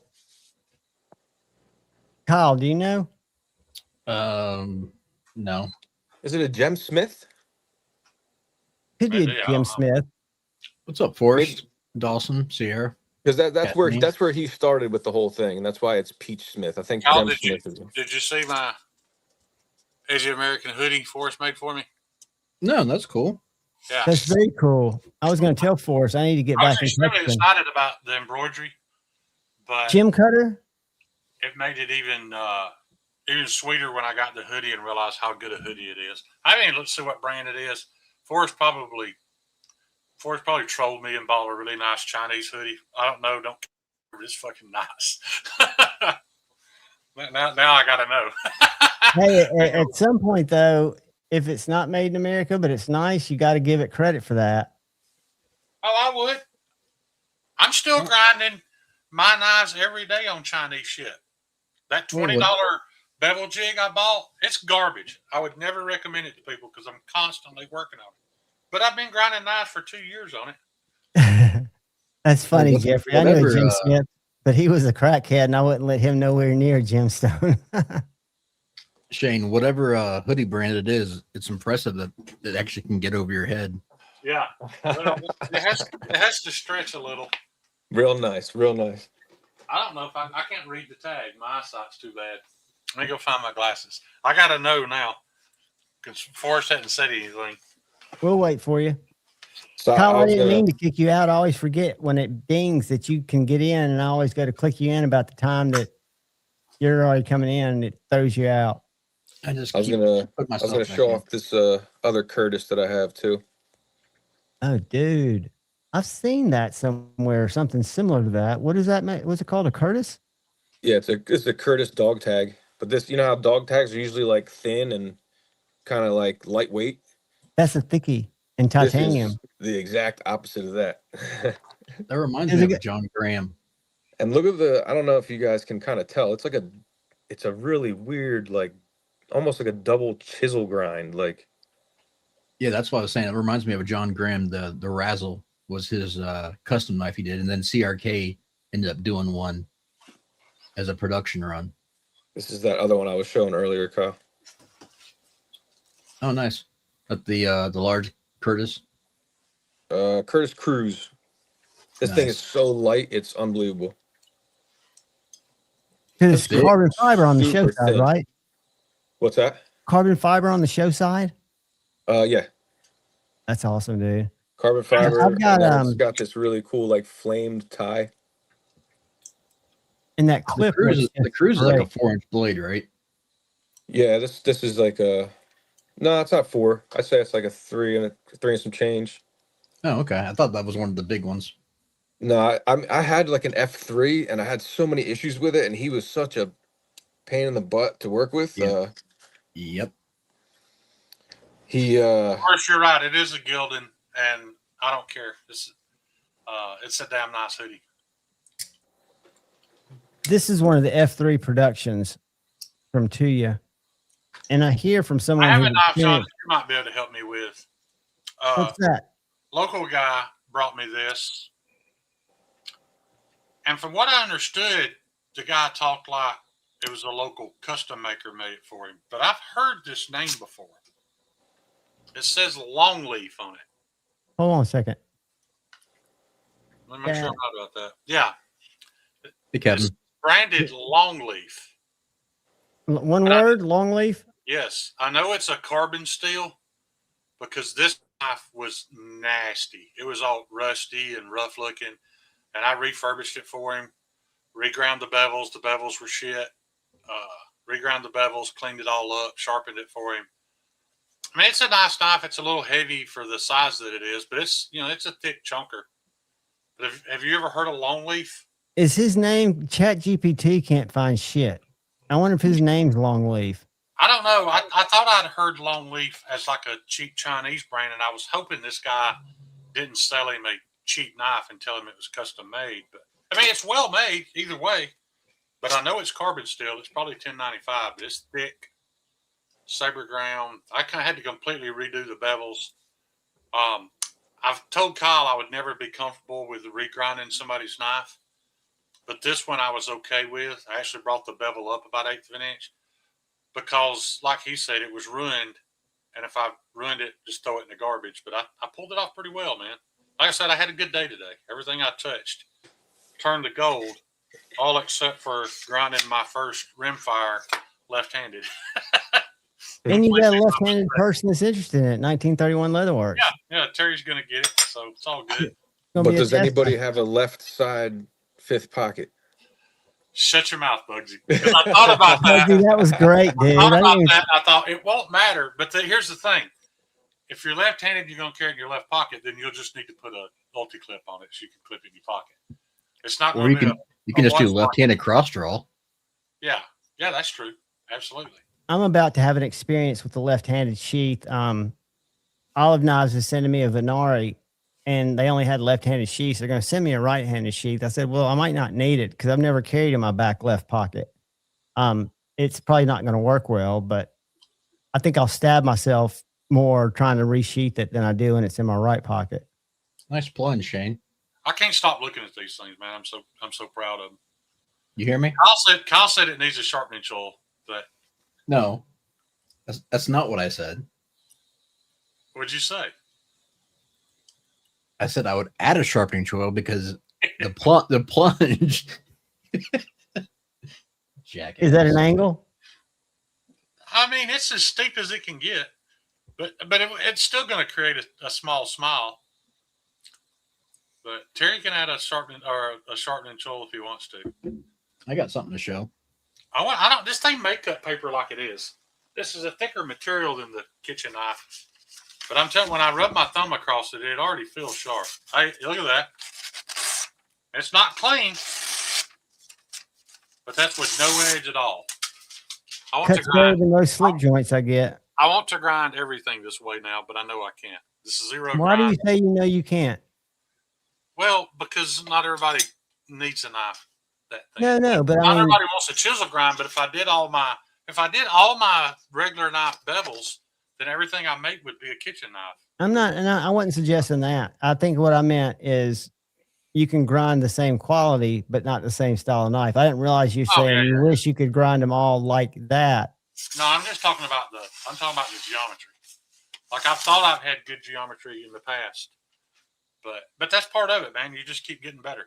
Because you get rid of strength when you get thinner, right? You do, but this being chisel ground, you really don't.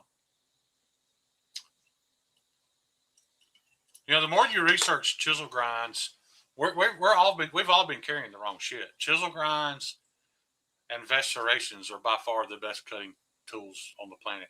They just cut better. We just don't like serrations? Yes. vest serrations Is that what you said? What was the second thing you said? and chisel grinds. You said chisel grinds and what?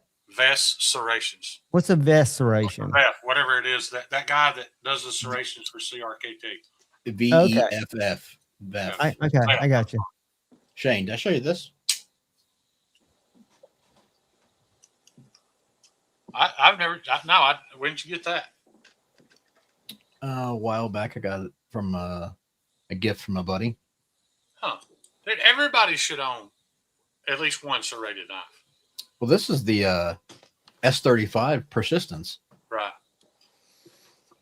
Yeah, I mean, you never know if you're gonna, especially somebody like Bugsy, who very well could have been in a situation where he needs to absolutely cordage, and not only that, but keep in mind, y'all, there are people who, for a living or for fun, need a knife to cut cordage, and their life could literally depend on it. Like, I got buddies that fish for 50, 60-pound striper beneath the dam. Well, if they ever get hung up and they turn that dam on, they got to get out of there. You better have something to cut that braid with quick. They all wear neck knives. That way it's always right there. They can pull it, pop the line. Because if those turbines come on while you're parked there, you are dead. You're not getting a life jacket's not going to help you. It's going to push you to the bottom and roll you to your What are they? nothing left but bones. Shane, what are they? Huh? What'd you call them? What are they? Vest serrations? No. In the dam thing. The turbines? Like on the heads? like that sand gatherers wear? Or are you talking about turbines? Yeah, whatever. Shane, The same word for us. can you see Forrest's message? Serrated blades work good in sheetrock? No, the one that's on the screen. Oh.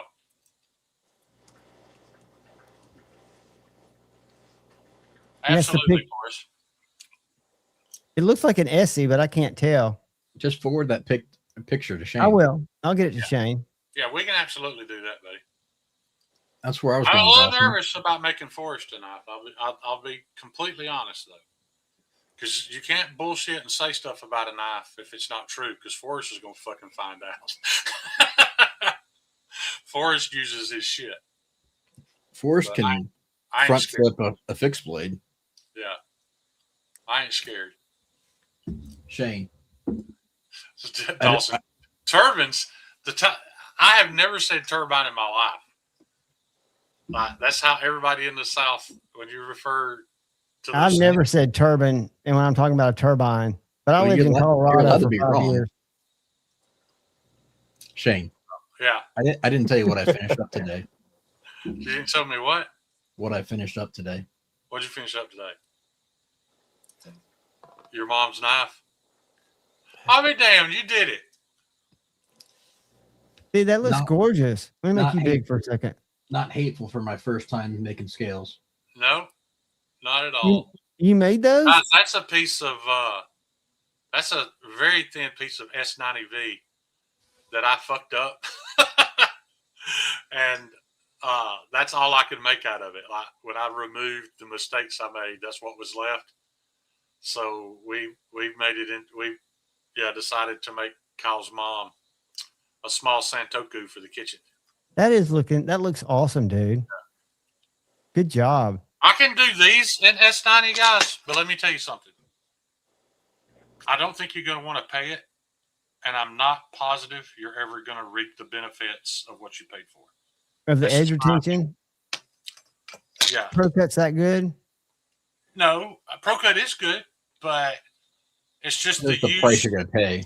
The price you're going to pay and the jump. Like, I'll be honest, guys, this knife in Pro Cut, completely finished, and wait till you see the handles I put on it. It's probably going to be $250, $300. And an S90V, it'd probably be $450. I have a hard time even charging then that. It's gonna be hard finding a piece of S90 and or bar stock and 2.5 to 3 inch wide too. Right. Exactly right. John, That's why I just Pro Cut, because it's what I could find. This was actually this tall. It was almost 4 inches. But it was going to look too much like a butcher's cleaver if I kept it that tall. John, I didn't make the scales, but I ground them and put them on here and then cleaned them up and then. Right, you had the material, but you made them fit the knife and look contoured and nice. Yeah, those are chromatic EVs. Well, what's the name? Outcast Blanks scales. Yeah, these are contoured, but the that's that blade that I spent almost 9 hours doing a hand satin on because that was that S90 that was a little rough. Remember when because it was a scrap basically at that point, so we were trying to salvage it and fix it. And Kyle sent me a picture of the knife he wanted me to make his mom, and I didn't even get fucking close. I'm not gonna lie, man. I didn't even get close, and I kept looking at it and looking at the steel. I could not transfer what I saw in the picture to a piece of metal. And Bugsy, is that the Techno? That's literally $100 piece of S90V. That's what's left of it in his hand. It's gonna be perfect though. Yeah. We got a kind of cool knife in on trade. Some of y'all might be interested in. It's a S110V Blurple Sage 5. Really? That's the one with the lockback, right? No. Yeah. No. I think so. It's just now that I know S90's better. What would do, Kyle? Because this is a lockback. Stage 5 is the compression lock. Okay, So, what's the maybe it's a native. Hold on. It's not, it's a native 5. Okay. It's a Blurple native 5 with the full size scales, and it's got a lynch clip on it. Sierra Rick, this is actually Pro Cut. So this is gonna get acid washed and tumbled and treated with some food safe wax or something. Here, Rick, that one's Pro Cut. I wouldn't want to Josh. I wouldn't want to trust this with camp tasks. What's up, Josh? Richard got his meathead knife in. Oh, did he? Said he's liking it. Yeah. He sent me a text and he's like, I don't think I should use it. I think I'm just gonna put it away. I was like, dude, that would break Shane's heart. You need to beat the shit out of that knife. If you do something and something goes wrong with it, send it to Shane. Yeah, that's. I know that's not the business plan. All of them, I'd beat the shit out of it. See there, Richard? Yeah, because I would love to hear about it and you say, hey, man, I did this and it broke. Well, then we know where the boundaries of Pro Cut lie. Because if you go back watch my live stream today and fast forward till you see me standing over the vise and you see the extreme bend I put in a small section of that blade to get that warp out, and it survived it. That's incredible. What is that? What is that? It looks. So- I've seen it before, but I It's can't got a remember what. spider on it. It's a Sputterco Tropin, Ah, but I had a swedge ground onto the top. Oh, I knew it looked a little different. that looks sick, Is it dude. a full zero swedge to the point where it's sharpened, or just a swedge? No, I mean it's a little sharp, but it's not sharpened. Gotcha. And that tip is absolutely scary. But this Jeffrey, if knife, it's still there Monday, I'll send you pictures of it. It looks brand new. I'm making a knife for Brandon Sutton. If y'all guys remember Brandon Sutton, he's not around a whole lot anymore, but he wanted a swedge. But the tip on it is so fine that I actually stopped the swedge about 3/8 of an inch from the tip, which left it kind of a really cool looking diamond. Like if you're looking at the spine, the tip forms kind of an oblong diamond. And I think he wants the swedge ran all the way to the tip, but I know what he's going to use this knife for. Like they hog hunt with dogs, so he plans on stabbing this thing through the side of a pig. And I'm just really worried that if I run that swedge all the way to that tip and get it that thin, that the tip's going to snap off first time he hunts with it.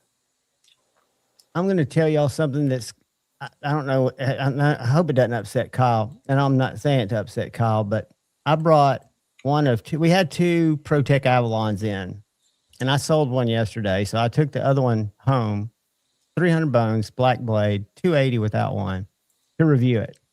Because it's got thumb studs and it's a button lock. And I've got a Mordax, I've got a Malibu, and I've got the TR3 Integrity. And even though I don't like the blade shape of the TR3, I like it the least, the action, because the thumb studs are great. And so I reached out to Sean on Instagram and I said, is there anything else that I should know about this knife except what's printed, right? And he said, well, I wanted to design a full-size knife that cut well, that was You don't look that up yet. Go ahead. And, you know how long it took him to draw that knife because he knew what he wanted, and then he got a prototype and it went straight to production because he's had it in his pocket for 3 months. 20 That's the minutes. easiest knife ProTech has ever made. It's a TR4 with a swedge. It's so thin, dude. I know. I'm not saying it's not good. I'm confused, John. Why would I be upset? No, because I thought you would be upset because we talked about it probably wouldn't, and I still don't know if he would have ever gotten it made had he not been who he is. But I took 7 finches down there today that they're looking at, with the intention of either walking out with that ProTech Monday, if it's still there, or walking off with the MSI Mini. And I'll tell you something that I can't get the economy of scale wrapped around, and I'm sure it's just name. Well, hurry up. I want to talk about Bugsy's knife. Okay, we got 2 MSI Minis in. One of them's a Marathon Select, full titanium. I thought it had a Damascus backspacer, but it's just a titanium anode backspacer. They're insanely priced. $533. And then I've got an aluminum with the exact same blade steel for $297. That's still stupidly priced. Oh, I don't think so, dude. The $297 under $300 for a USA made nice. I mean, the MSI Mini. I hate the big MSI, but this I don't is have an issue with either one of those prices. I don't know. well, when you look at them side You by would if side, you had it. If you had it in hand, you would, Shane. I'm not. you would not. You would rather have 2 knives. You could have bought. If it was just a TR4 that they promised me 3 years ago, if it was just that knife with the newer action, I would pay $300 for it. And it looks a lot like a TR4 with a swedge. He's talking about the Microtech. Oh, I don't know anything about the Microtech. The MSI. I'm talking about. Well, they're both the same speaking price. of Microtech, though, let's talk about let's add to that because Why don't you just jump around a little more, ADD? Hey, because I almost forgot, but I still want to talk about the handles on that knife Bugsy was just showing. Metal Complex is giving away. I got my new sharpness stuff in, and I'm not Kyle, but I've been really impressed with myself with the edges I've been able to get with my new stuff. until I got to this. That's called delusions of grandeur. Yeah, and I literally did all my stone progressions. I could actually feel a burr. I get done. I strop it on the same strop I use everything else with, the one I've had all the great success with. And this sumbitch, it's sharp, but it's not as sharp as some pro cut I've done on that setup. But it won't shave. Well, now it's proving me wrong because cutting this paper, it sounds sharp as shit. But this thing will not shave hair, and I don't understand why. So maybe I don't want a Microtech. I haven't had any good luck with it. Well, I watched a thing that Jared was doing last night. Go ahead, dude. Show us that knife. But I've never seen. I was just going to throw on the side of why it doesn't shave hair. What was up with those handles? Is that green? Is it clear? It's actually jade. I don't understand what's going on there. These are jade handle scales. Let me make you big. Hold on. It's real jade, not JG10. Okay. It's actual jade. Is that the William Henry? Gold, ruby. Yeah. Yeah, William Henry. So now we know. See, I didn't think I'll you show were. that to Ryan. I didn't know you were that bougie. I never heard of William Henry until I met Ryan Ellis. So there's a little knife Ryan shop Ellis up would here. probably give you 6 pairs of breeding exotic shrimp for that, William Henry. There's a little knife shop up here. Actually, who's that guest you've been having on a lot, Javon? He's from up here in Pennsylvania. That's Gary Creeley. Yeah. Okay. So Gary Creeley, he's talking about that Lehigh Knife Show in our area, and the guy that used to run that, he used to have a knife shop in a town, New Hope, near here, and he had a stroke not too long ago, and he's not doing well. So his little shop's kind of gone, and he's not able to run the shows all the time. But instead of my wife getting me like a gold ring for when we got married, she got me this because it's gold with a ruby in the inset. That's way cooler than a fucking ring. Dude, you got a soulmate, man. You got a fucking keeper. What an awesome wedding ring. Yeah, I wish I could show you guys the pattern on the blade steel more, but it's sick. There's a gemstone in the thumb stud and in the button lock. Those are is it the citrine? Actually, yeah, I forget. Yeah, that's what they do a lot of their. Because I have another one that has. Then. Are those little black dots part of the jade, or are they little pit? What are the little specks? So yeah, this is kind of like the coloring of the jade, and that's kind of what I liked about it, and the fact that they were able to get the jade so thin. It has an aquatic look, like it reminds me of an exotic fish. Yeah, that's what I thought when I first saw it. I'll try to bring this to Blade Show to show you. You got to see this jade in person. It's wild looking. That's gorgeous. Absolutely gorgeous, dude. Somebody asked me what I thought about William Henry's heat treaters or still choices. I'm like, shut up. Shut up. Bugsy. Nobody cares. I don't care. You don't care because you're not going to buy one. So that's a work of art. I wouldn't care if it was annealed steel, in all honesty. Yeah. And the cool thing is it comes with this nice little leather slip with a clip. Yeah. And that's a nice slip. Let me make you big again. And then it probably came in $1,000 wooden box too, didn't it? It does have a nice box. Yeah. And it spends more time in my pocket than it does than I should probably should carry it with. John, make me big for just a second. We got a William Henry showdown going on over here. Oh, there you go. What you got? Let me make the whole limit. This go away. Yeah, I have you know what? I have one very similar but smaller. How many William Henrys you have? Just 2. That's gorgeous, dude. What kind of wood is that? I'd have to look at the notes. Okay, you don't have to. It looks very rich. Yeah, I've got freaking. Looks like a staple maple of some sort. I got 15 of them sitting over here right now that I've got Do You we got know who they 15 belong to? Henrys there? Yes, I do. They sharpen up real nice. good too. I've got a bunch of different ones here that I'm not part of a collector. El Cap, that does not surprise me. And what I will do, because ours are first releases, I will try to see if I can get them to whack the backspacer. You know who owns and carries William Henry knives? The same guys that own Krieghoff shotguns. That pairs perfectly with a Krieghoff over under for a day of you and the boys sitting. Hunting pheasants. Yeah, that fits in perfectly. Hunting pheasants with $10,000 dogs. Yeah, I don't live in that world, but I appreciate it. No, Absolutely. I get made fun of at the range for bringing my freaking Frankenstein Mossberg. Yeah. Hey man, I'm not great at skeet, but I watched a cat show up there with a Mossberg 88 and spank those old men's ass. That's what shotguns. Ronald, that's like my goal every time I go. just check it. I'm going to check them Monday if they're still there and see if I can get them to slam. But I would think if it is a problem, I've never dealt with Microtech's warranty, but they'll fix it because they're going to get complaints about it. Let me back up and say this. Shane, tell them about the warranty.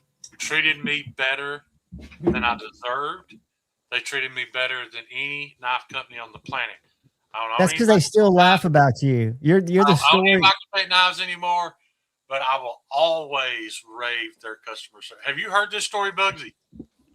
No. I'll make it as short as possible. A few years ago, I was really struggling with my mental health. I went to the doctor and they put me on medication for it. This medication made it way worse, Bugsy. Way worse. I was a walking zombie. I had gotten a Strider DOC Microtech from Lee. I got it from Lee. Gorgeous. And the ray skin inlays were missing. So he sold it to me. That's how I met Lee. I saw him on a Facebook post he had for sale. I bought it. We met at Blade Show. That's how we became friends. I tried to fix it. I had this idea. I'll just tell you what I was going to do. I was going to put super glue in the indention and fill it full of aluminum oxide to make it grippy. I fucking ruined it. Ruined it, Bugsy. So I reached out to Microtech, and they were like, and I told them, I was like, I messed this scale up. 100% my fault. Is there anything you can do? They're like, send it in. So I get up one morning, and I call my doctor. I call my doctor and tell him how this medicine's affecting me, and she literally wouldn't hang up the phone until she listened to me pour them in the toilet and flush them. I was about to eat a bullet. No other way of saying it. So when I got done, I remembered I need to mail that knife off. So I go to the post office, I mail it off.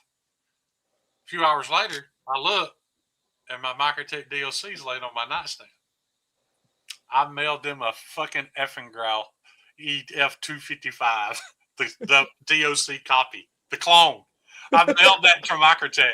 This is where it gets worse, though. Microtech customer service has never worked on the DOC. That goes straight to Murphy on Customs. The email I got, Bugsy, was the greatest thing I've ever read. It was 3 pages of them fucking making me feel like a piece of garbage. And I emailed them back, and I was like, look, I know y'all have heard this, and you hate to hear it. That knife was given to me, and it made me want a real DOC. That's why I bought this one. And they were like, well, we can send it back to you. You'll have to pay the shipping, and we're going to grind everything on it that makes it remotely resemble a DOC off. And I was like, no, that's okay. You can throw it away. Point is, they told me we do not have a show scale for that knife. We haven't made that knife in years.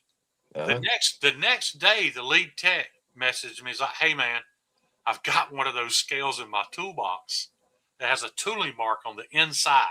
So it was rejected. He's like, I promise you, if you look at it, you'll never find what's wrong with it. But it's on the inside of the scale. Do you want that? I was like, yes. So not only did they go above and beyond to get me a scale on there, They didn't even charge me the shipping to send it back. That's how good Microtech was to me after I gave them every excuse to tell me to go fuck myself. So do you think if that same situation happened with Alex Steingraber, he would have said, "Hey, buddy, guess what I found in my toolbox?" Wait. Speaking of, did you see that this week? Yeah. Alex would have flown to my house and punched me in the mouth. That was got back in his car and left. That Alex was one of gives the best messages all week long.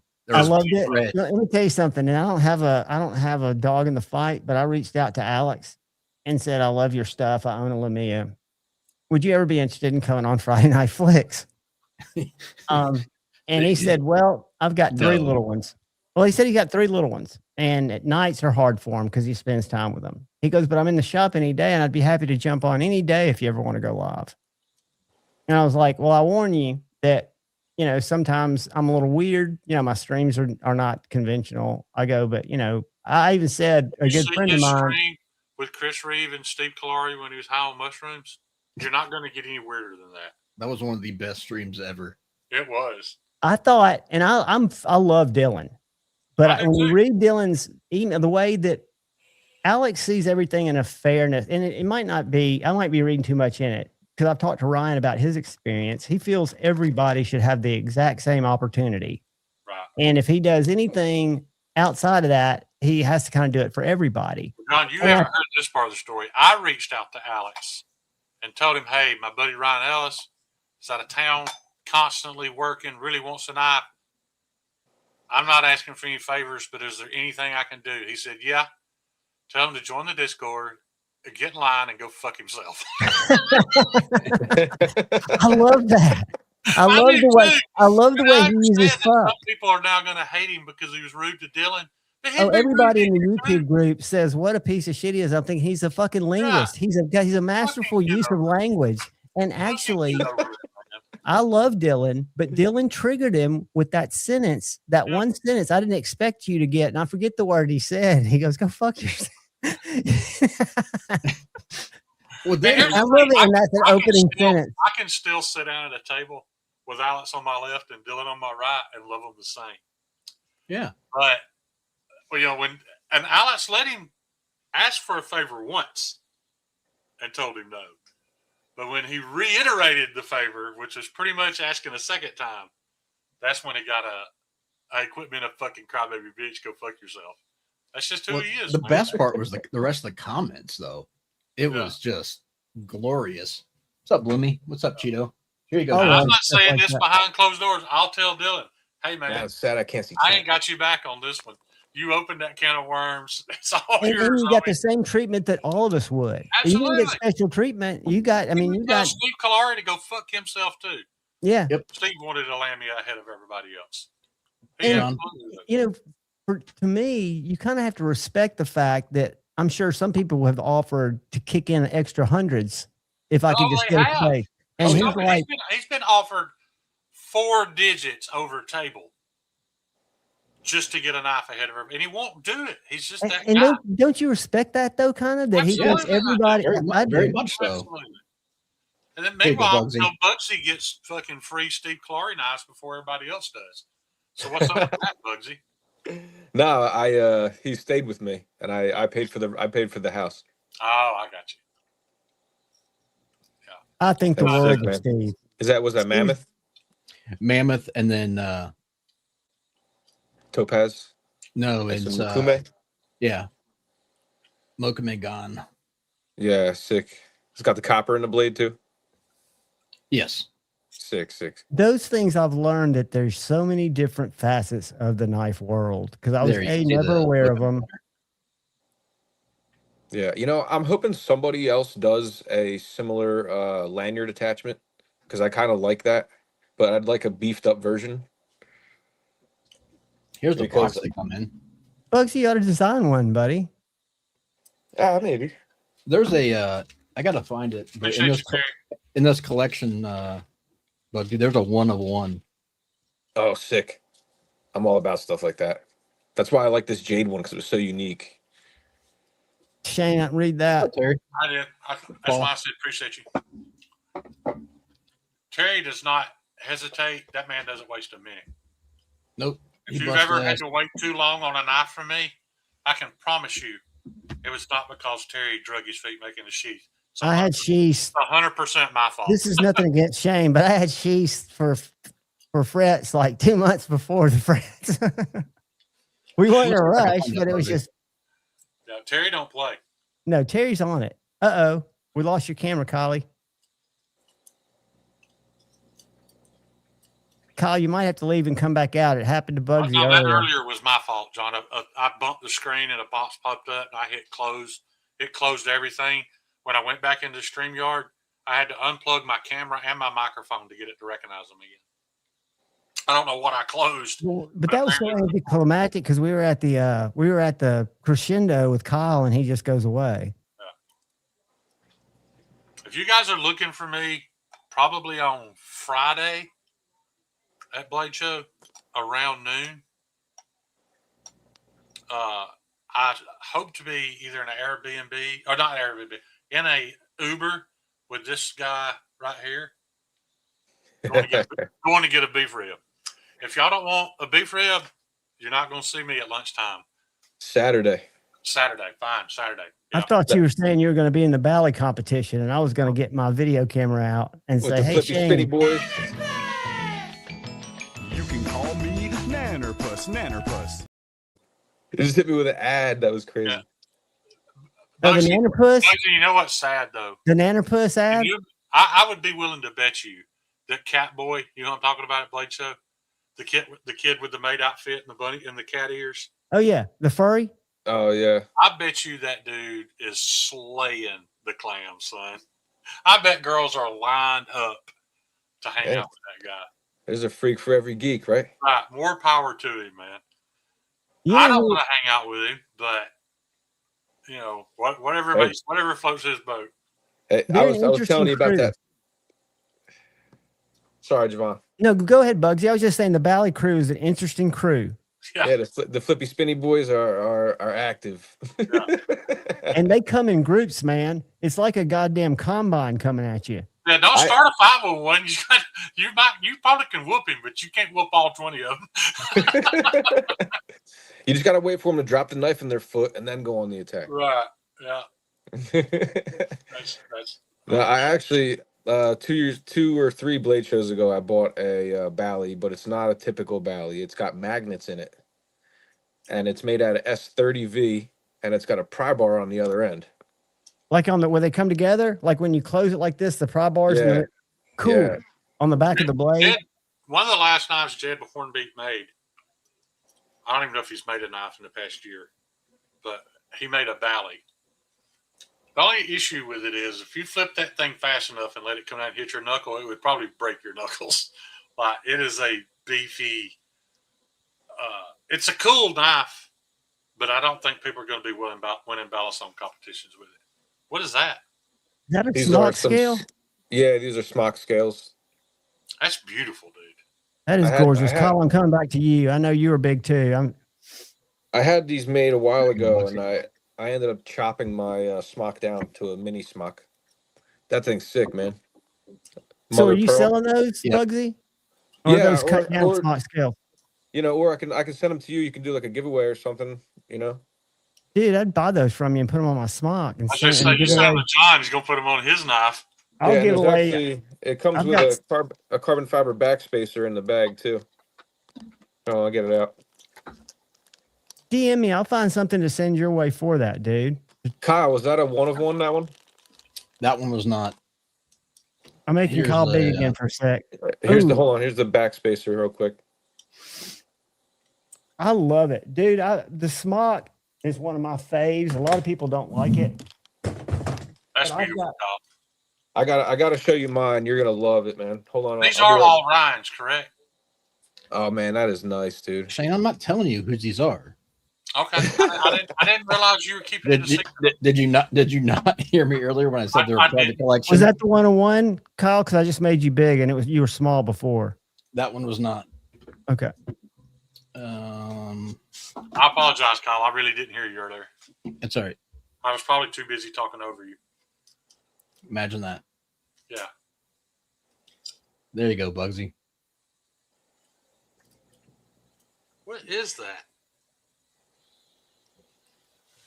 What's that vein of stuff going through the Gold. gold? Is it lattice? Yeah, it's It's gold like and lattice work, isn't it? It's It looks like candy. It looks like that candy they make that's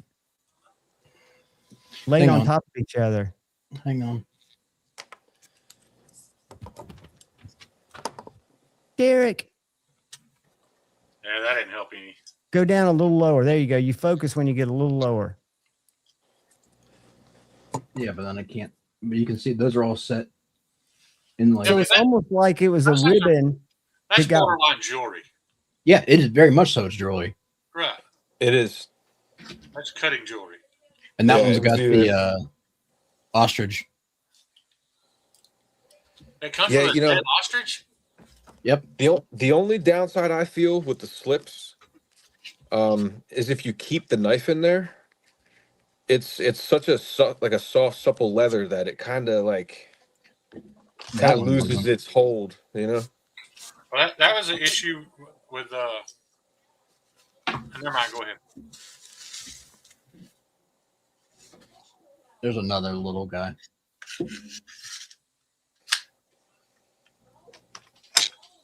Man, some of the engraving is just impressive. What kind of blade is that's this? got Is that a wrap. Santoku blade? Sanmai. Sanmai. You see, there you go. You can see the line on it. Yeah. Is that called Yeah, a so- Hermone, or is that's not a Hermone? What do you call that line? That's actually like where the two different steels are. Right, Yeah. where they cap it, but what do they call that? Where they come together? Do they Sanmai. have a name for it? Sandmine want is you- jacketed. A hamon is a line where the heat treat. Yeah, it's differential heat treat. Gotcha. I want to see Bugsy's smock. I hate the concept of chopping a smock, but I I love it. don't. The smocks are the great outcome. chopped. I hate the thought of doing it, but I love the way they look afterwards. I love the way that reverse Tonto has that little tip, dude. That's It gorgeous. actually has more of a Panchinko vibe. Is that a custom smock or just a chopped spider coat? Yeah, there's a guy on the in the Facebook groups called Stephen Stewart. Hopefully, he doesn't mind me blowing him up, but he does insanely cool custom work. Like you can see, like the top is all Rocked. yeah, it's all like pebbled or whatever they call that, and then everything else, all the liners are replaced with brass. But so it was a Spyderco stock smock when you gave it to him. Correct. Dude. Mine he did- has, I've got a did an set of insane job titanium with the blade. scales, but I put these smock G10 scales on it just because I switch them up. Yeah. The titanium ones I've got are, can't remember who made them, but I love this knife. I carry it. It's not special steel, but it's just, it was one I got early and I just love it. Yeah, I love the tie he chose because it has like, I don't know if you can see that. It's got like It's got like graining in it. yeah, it almost looks like wood. Yeah. I saw it in when you first showed it up. It's got, what do Yeah. they call that package? Like a brushed? It's like real deep though. You could feel it. Yeah. And those it's sick. scales were custom. So he made the scales to fit the little smock once he chopped it.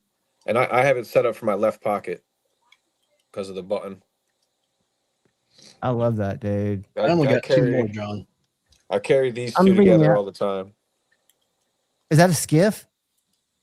This is a whole. Oh, hold. Yeah. I don't know why I said skiff because it's a color pattern. All right, Kyle, your turn, baby. The blade got- on that is. Two more for you, Bugsy. Yeah, my favorite- that's my almost the favorite same stuff. thing I got. Where the hell did I put it? Is that a copper my or is that just the way the light's catching it? No, it's brass in this one.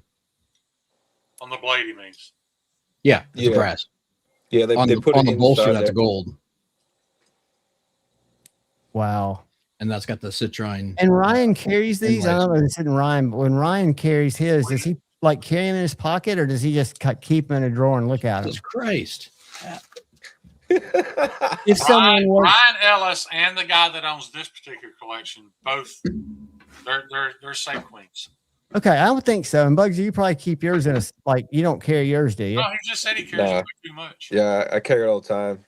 I right. actually, when I carry that, I carry my my chef too, because my wife got me this. I love that knife. I probably put the blue screws in there. All right, here's the 101. Lean All right, back here we that go. edge a little. LC200, that is serious shit, man. You want to talk about ornate?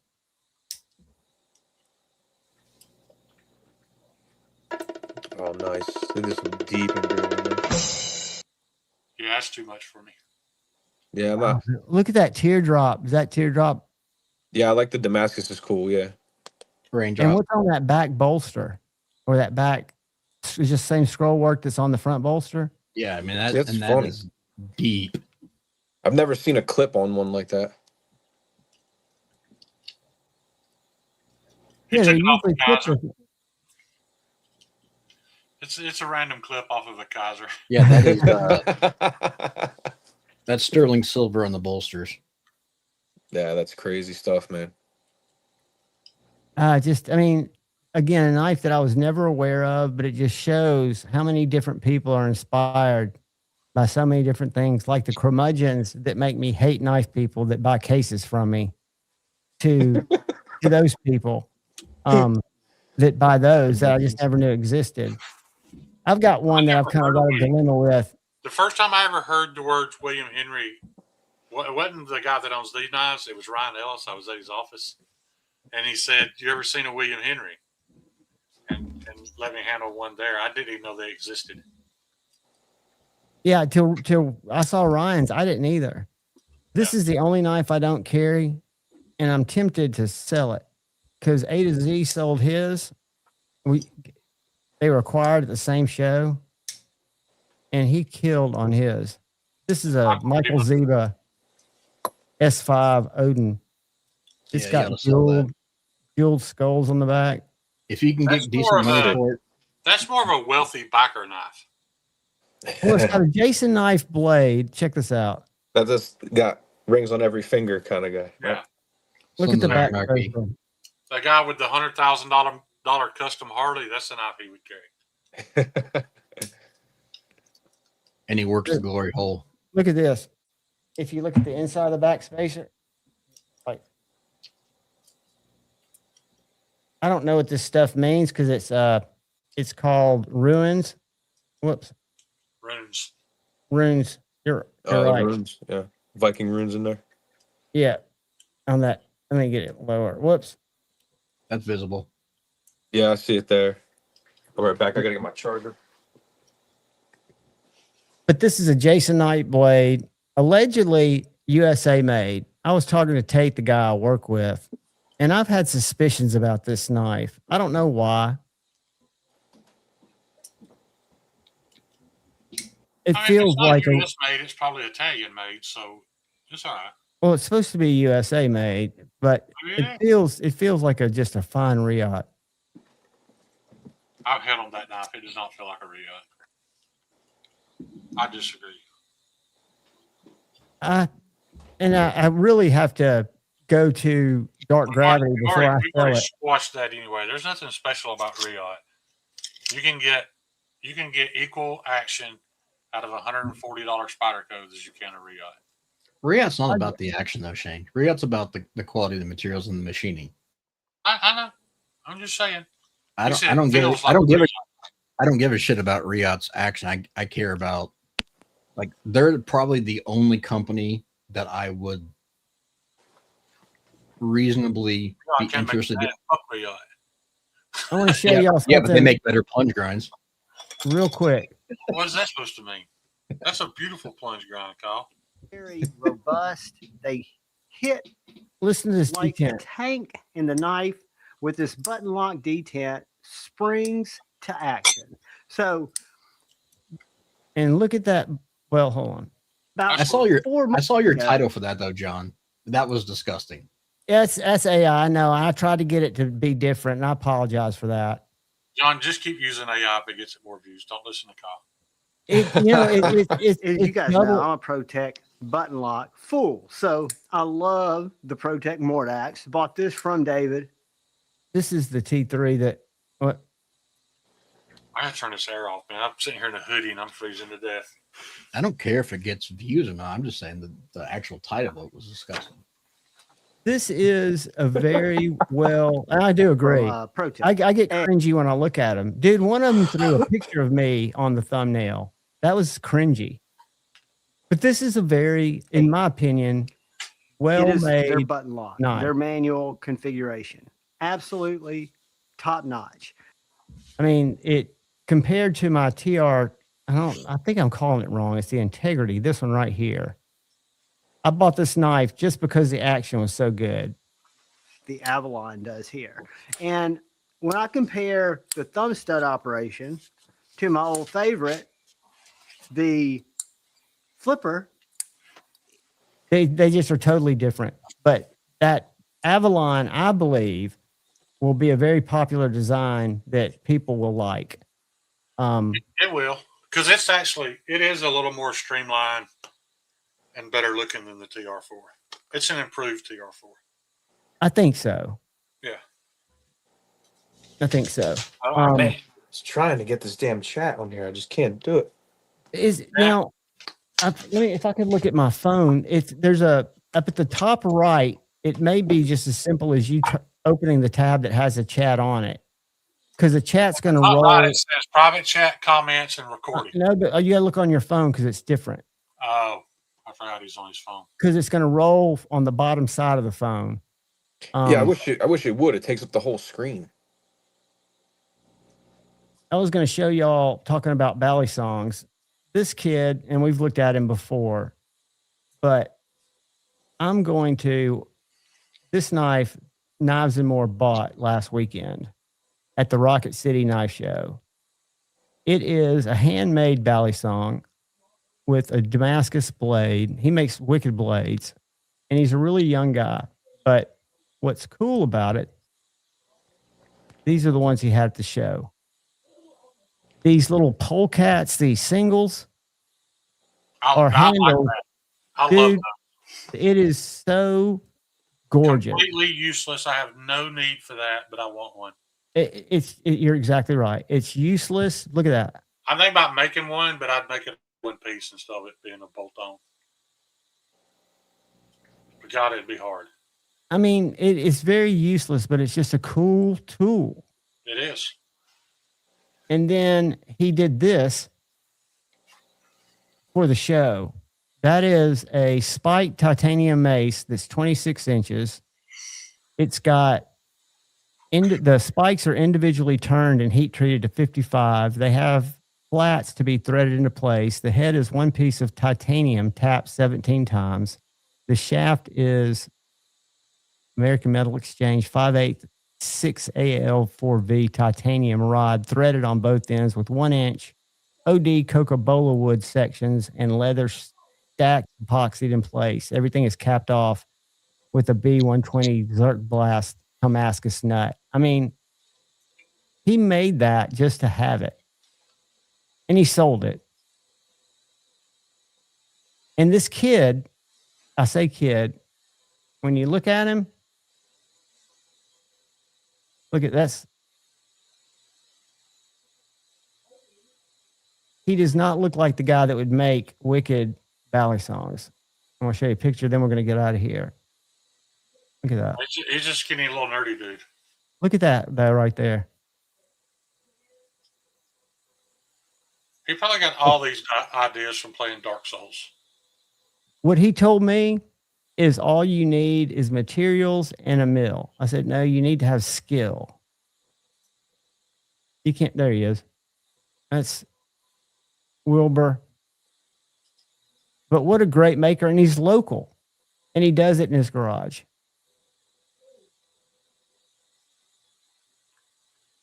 That's impressive work. I mean, I don't jive to it because I'm not a Bally guy. But even though, like you said, Shane, I have no use for that single bladed thing, it's something that I want. I mean, it's something that I desire to have in my collection, not just I get it. For the right price, I would buy it. I'm just sure with that much work that went into that, I couldn't afford it. But I didn't see Gary. What's up, buddy? Hey, how's it going? Amsler Knives is in the chat too, John. It's going good. Who is? Amsler. Ams, are you in here, buddy? Yeah, he's in the chat. What's up, brother? Y'all, Amsel Knives makes killer little pocket scalpels and all kinds of cool little bladed instruments. Gary, I stuck the minnow in the tip of my finger again today. That thing is sharp. And I rarely stab myself, but it's because I play with it. Yeah. Yeah. It is awesome. Great little knife. It stays in my back pocket. Hmm. And that's where I typically, but I carry everything that's fixed in my back pocket with the exception of a few knives. And that's the first 2 times I stuck myself putting it back in. But last night I stuck myself waxing it with, I rub all my knives with stuff just because I'm a weirdo. And I was putting some Wicked Wax or something on it and stuck it right in my finger. Well, hey, look at it like this. You know, if you have diabetes, you don't have to spend all your money on lances. That's true. That's true. I can lit it out. Lit it out. But I sent you a DM. Check it out and shoot me back because I can get you something moving your way. You did. It wasn't urgent. It was a couple of days ago, just asking you about the Mako. Oh yeah. And finding out the best way to do a transaction with you. I see. But we can chat about that tomorrow because I'll start watching. Yeah, I did my first chisel grind today. Yeah. Never done a chisel grind before. Yeah. I like it. It'll cut paper right now. It hasn't even touched a stone. I got it to 0 edge at 120 grit, and it'll already. Nice. I'm sorry, I went to 220 on this. Yeah, that was interesting to do something new. I've never done chisel before. There's Bugsy. Gary, do you know Bugsy? I want to introduce you guys if you don't. Y'all are living in the same part of the world. I think Bugsy's going to Lehigh. Going. Yeah, I used to help Fred set up for Lehigh, man. You know Fred Eisen? Oh yeah. Yeah. He's not a very pleasant person, but he's a good dude. Well, he's juggling a bunch of monkeys if he's setting up for a knife show. That's got to be stressful. So he's like Alex Steingraber. He's not a very pleasant person. Nah, this is one of those guys. It's kind of hard to really. He makes it tough to be his friend. Yeah. Well, so does Alex. Yeah, Javon, you'll dig this, Javon. I carry this thing all the time. Is that an H1? Is that in H1? Yeah, H1.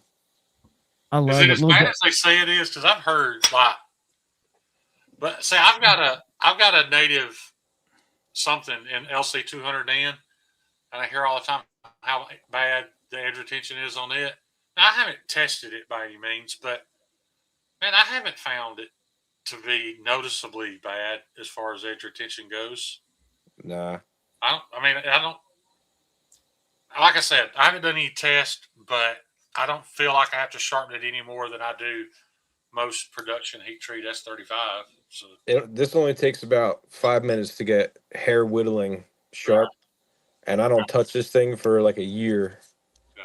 I use this to cut rope, you know. But you see, you're the reason people make knives in LC200N. I mean, what you used to do. Yeah. You know, if you're in the salt water all day, LC200N was the way to go. H1 was. Y'all sit tight for 2 seconds. People are seeing ads, and I've got this thing set. Yeah, I actually got an ad too at one point. You know, that's something that YouTube is doing, I think, in the chat, because if I go to my my dashboard, I always set it up, and I have it set up tonight with manual. The only way I can serve an ad is to click, hold on, let's overlay for brakes. That's new. Oh, that's just if I want to say I'll be back in a second. So I've got monetization on because I've got to choose on or off, but it's on manual mode. So the only way I can serve an ad, y'all should get an ad if I click this. The other ads are not me. The one that you just got, if you got one, thank you. Click on it if you like. But no, YouTube is getting, because I watch a lot of live streams too. I'm a broke person, but I could never go without YouTube Premium. I'm just not. I haven't I seen have- that in 3 years, and I don't ever want to see another one. I am out. There's a way around that, Shane. Jeffrey, I've got a story about that Yeah, I guy. was told that you have to open it differently. I use Brave browser and watch it through there versus the app, and you get zero ads. So, Gary, when Before I is sent you a Lehigh? message today, you hadn't answered. Don't hurt my feelings. I have to look that up. March, isn't it this month? It's a little ways away yet. Okay. You know that I was thinking about this the other day, and there may be a reason why I haven't noticed poor edge April 11. performance and LC200N, and I think it's because when I'm using a steel that I don't expect super high edge retention, I don't pay as much attention to it, and I'm not as picky about it. Like if I had some K390 that I felt like was dulling too quick, I'd be all over that. But maybe it's the fact that I don't expect it to have great edge retention, so I'm not paying enough attention to it. Or maybe it's the fact that you, like 99 or 93% of us, don't cut a lot of shit. It could be. I cut too much shit. That's why I'm always rocking this. Well, you're a Serrations. user. Yeah, you do. That's why I've downed it from 99% to 93, because I know you're not a loner.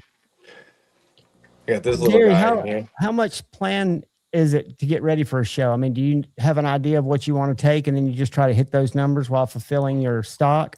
I always take way more than I need to. But you never know. Like, I'll probably sell maybe 8 or 10 blades at Lehigh. Something like that. Depending. I got robbed super bad at Lehigh like a decade ago.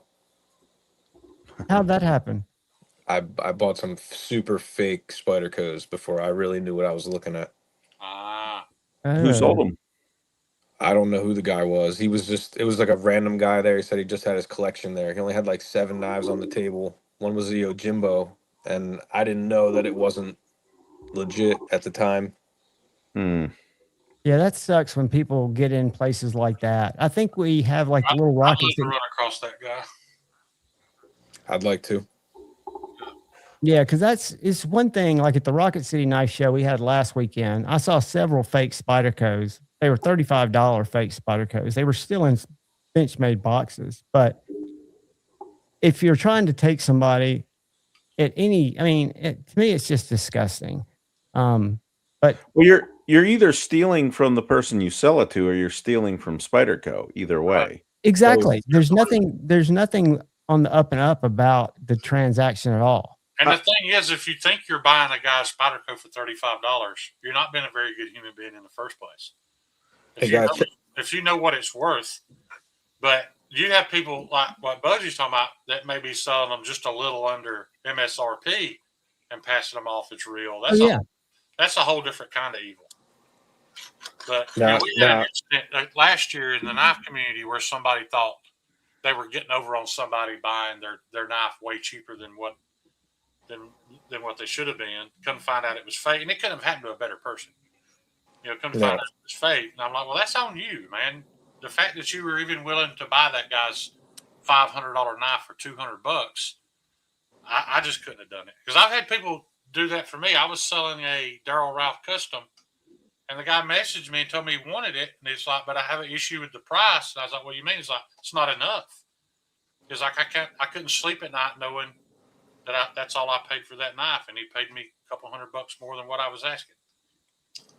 I'm not saying everybody will or should do that, but I think I love people being fair and honest. Is all I'm saying. I bought the one guy I bought a knife off of that Japanese chef's knife I got, that Santoku. Apparently that same guy, one of Doug, my friend Doug, he told me, he said, hey man, don't buy from that guy, because he sold somebody a fake Spyderco, and then that person went to Doug, who used to work for Spyderco, and said, "Yeah, here's the Spyderco." He's like, "This is fake." And so the guy went back to the guy that he just bought it from, and he wouldn't give him his money back. He's like, "This is fake." And he said, "Well, that's not my problem.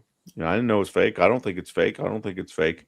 Now, what I think happened was he may or may not have known it's fake, but I think he may not have known it was fake, but then just basically let somebody else bear the, his mistake. Find somebody else to take off to push it off on in a way. That's exactly what way it happened. At Lehigh, one of the last Lehigh shows, I don't know if it was the last one or one before, there was a guy there who was selling fake Patek Philippe's. And for like $50 or no, they were like $300 or $400. They were fake Pateks. And he's like, "Oh, they have Seiko movements in them, and they're in the Seiko box." Well, the box was closed. I said, "Hey, what Seiko's in there?" He's like, "Oh, it's this. It's a Patek Philippe, but it's made by Seiko." I'm like, I guarantee you that Seiko does not make fake Patek Philippe's. Just because there's an NH35 movement, which is a common cheap Seiko movement, doesn't mean that Seiko made that. So if you're willing to spend $300 on a fake Patek, you're dumb anyways. So, well, I mean, you can buy $1,000 fake Patek Philippe that would fool watchmakers these days. Yeah, I hear isn't watchmakers or watch buying, isn't there more higher quality fakes that are harder to detect than a lot of other? Yeah, you can get good scams, but it's the point of it. A, it's shady, and B, you're not getting a good product at $300. All I'm saying is a guy selling a Spyderco PM2 new in box clone for $40. I'm not as mad at that guy as I am a guy selling that clone for $140. Because at $40, I know it's fake. I'm mad at them both. I think they're both doing a disservice. As mad. At least this guy is selling a cheap junk knife for a cheap junk knife price. But you're putting a value on the crime. I'd rather be buying something like this than one of those fake ones. Yeah. Some little junker. El Capac, let me give you a quick aside on him. He used to do, and his content is very negative and clickbaity, but he comes to my hometown once every 6 months because he's an engineer. And the knife store that I now work part-time in, he came in there one Saturday about 2 weeks before I started, when I was still just going down there and hanging out. And 3 guys worked down there besides me. He stayed in there for like 6.5 hours, handled everything, and corrected them on everything that they would try to tell him. They said they have not met a bigger human oxygen thief just by the way he carried himself in their life. So I have to put some credence in that. And I can see him being very pedantic. But to stay in a knife store, and he did end up buying something, but to stay in there for that many hours and take up people's time and basically ask them a question and then tell them, no, that's not right. You don't know enough about this knife, which is something he said several times, allegedly. Yeah, that's... And I think they do in some cases, but you can't vet behavior. I don't think they vet anybody. First of all they want's that table money, and they wouldn't be capable of vetting. On a good show, whoever's organizing the show, if they see somebody, selling fake stuff, a good show, you're going to be immediately out. I guarantee you, if somebody's selling fake Spydercos at Blade Show, they will be immediately escorted out. Oh, you think so? Oh yeah. At the big shows, I think that's exactly true. I think it's very bad for the promoter. Very bad. If it becomes known that this is a show where fake knives are being sold. Yeah. I agree with that. They have a motive. They have a motive to make sure that does not happen. Their goal is to sell more before tables. they get a table, there's no way to know that. No. But it's good to know that people are walking around looking like. I was tickled to death when I found out. I don't even remember who did it now. But the guys that went up to the Kaiser booth and physically took all their MagnaCut blades. Just took them. They just took them from them. Said, you can't have this here, and walked off because it wasn't really MagnaCut. When did that happen? I don't Or know. it was and they got it sideways. Huh? Or it was and they got it sideways. That's pretty like wild. They got though. it some kind of way that, you know. No, it wasn't MagnaCut. Oh, well. That's They just took it. I can't remember who it was, but several people in the community know who it was that just went up and took it from them. I'm Oh, it sure would have been Larry, somebody from Niagara. I'm sure Larry knows the details to that conversation more than I do, but I knew something was up because I was standing in front of Steve Kalari's table, eavesdropping. I know that sounds rude to say, but I was just listening to Larry and have a conversation with somebody because I was hoping to learn something. And that guy asked him about this influx of MagnaCut coming out of China. And at that point, Larry's exact words were, I have no knowledge of any MagnaCut that has been shipped to China. If they got it, I don't know how. I heard him say that.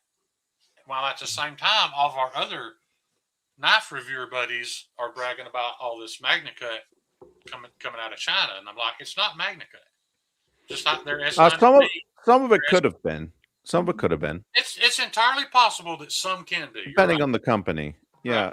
It could have been fake or it could have been gotten sideways. You know, like I buy it and then double the price and sell it to them or something, you know, that kind of thing. That's they hardly helps. do a knife for $60 and paying you double on the steel, but El Cap Addict. Now, I didn't witness it. It was, I guess, technically hearsay, but the story came to me voluntarily before I ever worked there because they knew I did YouTube too and asked me if I knew the guy. And the person that he picked on the most is this young guy that works down there who knows so much about custom knives. I mean, he's a wealth of information about knives I never knew existed. He knows more than CBRX will ever know. You know who I'm talking about, Levi. Yeah. And he's the kind of kid that it was not only that it took 6 hours of his day, but he beat him down for 6 hours. And it's a guy that took that kind of to where he had to be reassured, dude, you know a lot about shit. Don't let him. Why the hell did they let him stay for 6 hours? Why didn't they kick him out? Is that the cutting board guy, Mr. Ukraine? Yeah. Oh, yes. That guy. Yeah. That guy gets on my last nerve. I can't. I get in his comment section every once in a while and do a little slap down. What frustrates me about him is, okay, firstly, the dude was testing with the little Amazon hardness tester for so long, and now he's got a real one, so all's forgiven. No, what that tells me is this is a dude that's willing to just kind of make it up as he goes along, right, and then slap down people's knives. And then when he gets called out on it, it's very frustrating to me. And so I the other thing is he sort of nitpicks, and then he sort of has this narrative that like knife makers and companies and steel people and whoever else, they're like, there's this big conspiracy to trick you, and he's the only one that's going to tell you the truth. That's what hurt me. I feel the exact same way. I mean, because he doesn't know half the crap he's talking about. Like, I would just love. I think he's a smart dude. He's an engineer. I don't know if that equates to smart. Right there. I could have been an engineer. If I didn't become a pastor, I would have went to Penn State for engineering. I mean, yeah, and I'm not saying all engineers are like that, but this guy comes across as the engineers that taught at the college I went to that were just they couldn't. They were smart in certain areas, but their emotional intelligence was non-existent. Yeah. And damaging a company by thinking that you can make a review to get views and talk about something shitty that turns out to not necessarily even be true is, to me, reckless. Oh, and yeah. If you're smart and you think things through, you would just not review that knife. You might reach out to the maker. You might, you wouldn't call it out. Oh, this is deceptive, just to get clicks. And then he exists for the same reason all those people you like to talk about all the time exist. He's trying to create drama content because that's what gets views. That's what people want to see. But the difference is, you're partially to blame for that because you promote that stuff. I do, and in all truth, Shane, that's a great analogy because I was going to say it doesn't affect income, but it does because these people all have podcasts that are getting. I think it's CBXR or something like that. Kathleen, Yeah. I thought it was CRBX. It's something that's probably right. Yeah, but and he doesn't post that often. He's backed off a little bit, but I would get in his comments. I mean, I think he knows who I am. And I'd get in his comment section and push him a little bit because I'm like, why are you saying there's this conspiracy? Like that everybody's trying to no, it's not. Now there is some, I mean, there has been some things that like back in the day, people would put S90V and run it at 58, and yeah, that's silly. Like why there was a time when even Spyderco's heat treats weren't great. Yeah, well, they, and again, it's this matter of they're choosing to do it softer. It's not like it's bad or good. It's a good heat treat. It's just you're not getting the most out of your steel because you're choosing to like make it soft. But yeah, oh man, yeah, that guy got under my skin a few times. Does he reply to your comments? Does he like acknowledge once them in a while? Yeah. I think he said something like to the effect one time, like, "You don't have to watch my videos." But that's I counted that as a win. It's definitely a win because you made him feel, but for him to even say that, so it's okay for you to mislead people, but when you're called out on it, you'd rather just stick your fingers in your ears. Fuck you, guy. I mean, it's just I don't have patience for that very much because I know that there's somebody like Amsler Tools or somebody on the other side that might be a small company that sent him a knife to review that's getting unfairly beat up because of his flawed knowledge. And he knows that he's going to get more views off a negative knife review. Everything, even if it's a positive review, the thumbnail, sorry, Kyle, mine was deceptive today a little bit, is not a little bit, a lot. Yeah, my most watched video is a negative comment about Hinder, like by thousands. And it still gets views. To this day, I still have people cussing me out in the comments on it. So my most popular video is of a grinding jig. See, Bugsy and I are going to have a private. You know the $20 Amazon grinding jig, Gary? It's just got the little two posts that stick up in front of it. It's got the jack screw. No. It's like $20 on Amazon. I'm sure it's made in China. But when I first started making knives, I needed a jig, so I bought that thing. And I'm still using it to this day. But I would not recommend it. It's literally, I work on it as much as I use it. It's trying to fall apart on me. And I know I should upgrade, but Gary, are you talking about the mowing jig? Looking back on it, over 100 knives out of a $20 jig. No, but I do have a mowing jig, but no. My jig was actually a piece of angle iron screwed down to a piece of corian. Yeah. And yeah. Did Jerry quit making shit? Because I can't find mowing works anywhere online. I don't know, but his jig, the one I got was like $350, and like the latest one's even more than that. He's got his one stuff's good, but it's pricey. That's his platinum. I now 3D print my jigs. I never thought about that. Really?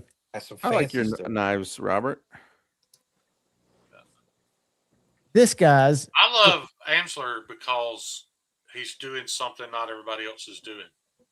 Like if when I get ready to buy a pocket scalpel, I'm going to buy an Amsler. You know, I was supposed to trade with him. I haven't seen him at a show for like, I don't know, 5 years. He's in the chat. He's gonna. This is. I don't even know if he makes this anymore. This is the pinion. This is a little piece of MagnaCut neck knife. Yeah. And the other one I make a showed larger one was and call it the rack, and then you could get the rack and pinion. Exactly. And these little guys, when I worked at Spectrum, when I wore dress shirts and khakis, I would carry this in my shirt pocket like a pin. Yeah. This is a standard size. It's a little solid chunk of S35. And then I've got a mini, this MagnaCut. I just like that it was on Blade Runner. I wanted to. Oh, yeah, it's so cool. At one point in time, I wanted to do a pocket scalpel. and Amazon's the reason I don't.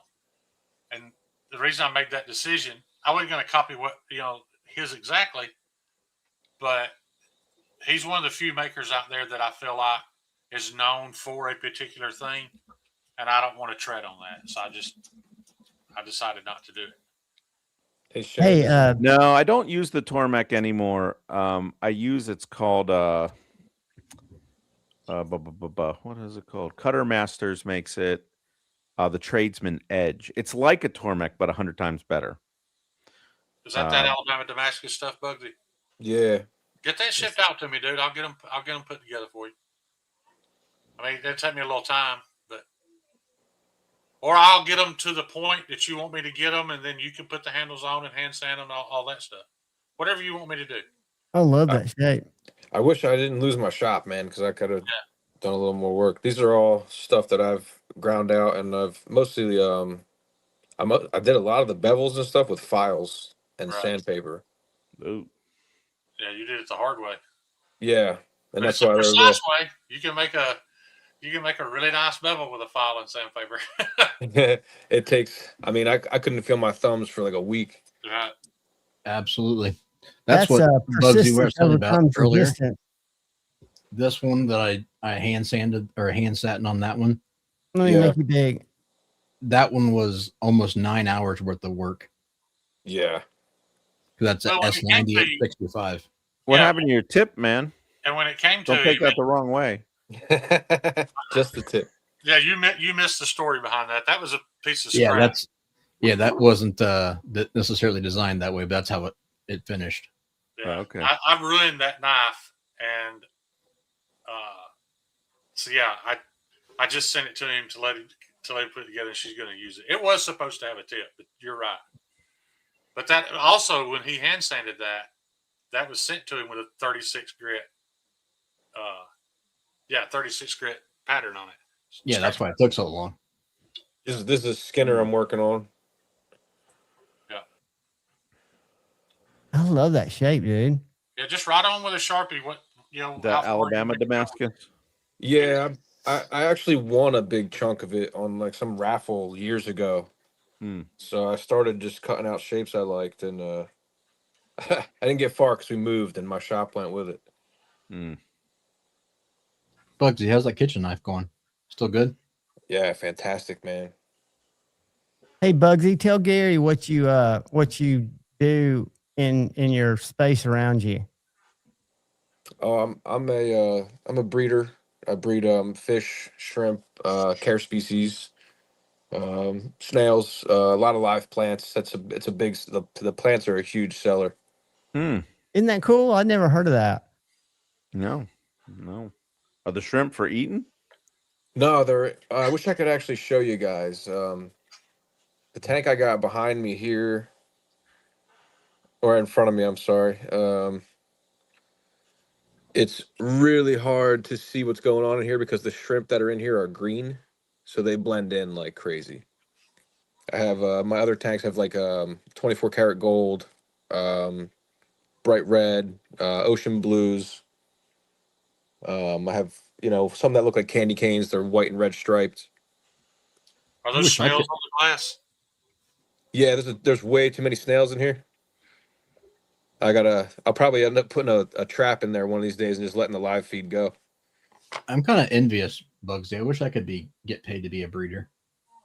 Dude, it's well, those exotic shrimp are interesting to me. I'm gonna have to Google those. Drizzy is a breeder, and it doesn't pay very good. Oh yeah, there, Drew. That's true. I didn't mean to step on your toes, Dr. Drew. Sorry, buddy. Hey man, if you get into your local coven, you can be a breeder. They'll pay you. Yeah. I have a deep respect for men who are keeping the country populated. Yeah, see if I can. I was gonna have a few babies because when my ex was pregnant, we thought we were having a little boy. She went through 3 ultrasounds and she was dead set on having a little girl. And when baby girl Evans was born, because we didn't look at the girl side of the name book, so she was baby girl Evans for 48 hours. And my ex was in labor for almost 2 days. And when they handed baby girl Evans to my ex. She said, "Is it really a girl?" And her doctor was like, "Yeah, it's a little girl." And she looked at me and she goes, "We are done." She told me that while she was still on the table. We are done. So I've got a little 26-year-old running around Nashville.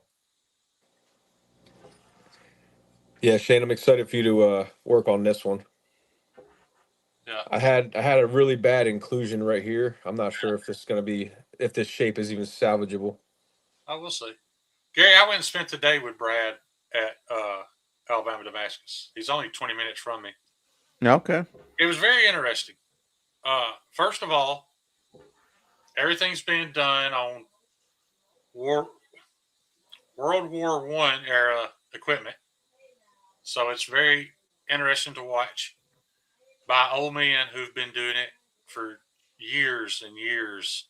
And it's extremely laborious. His buddy, I don't remember his name, the guy that just sits in a chair and runs the water jet, is the only guy there who's not doing extremely hard labor. It's very old school. It was eye opening. It was cool to see. It's not the future of knife making. It's barely even the past of knife making. But I appreciate that it still exists. Because it's an art like anything else. But he did show me a test. We were talking about it, and of course, he cringes a little bit when you mention edge retention. But he picked up one of his knives, and he wasn't picky about it. Literally, if you ever go there, everything's covered in 6 inches of dirt. It's the most unorganized, filthy place you've ever been. I don't know how he keeps up with anything. There are thousands upon thousands of knife blanks just mixed up everywhere. And he just picked one up that had been ground. And I thought it was cool that he dropped it on the concrete.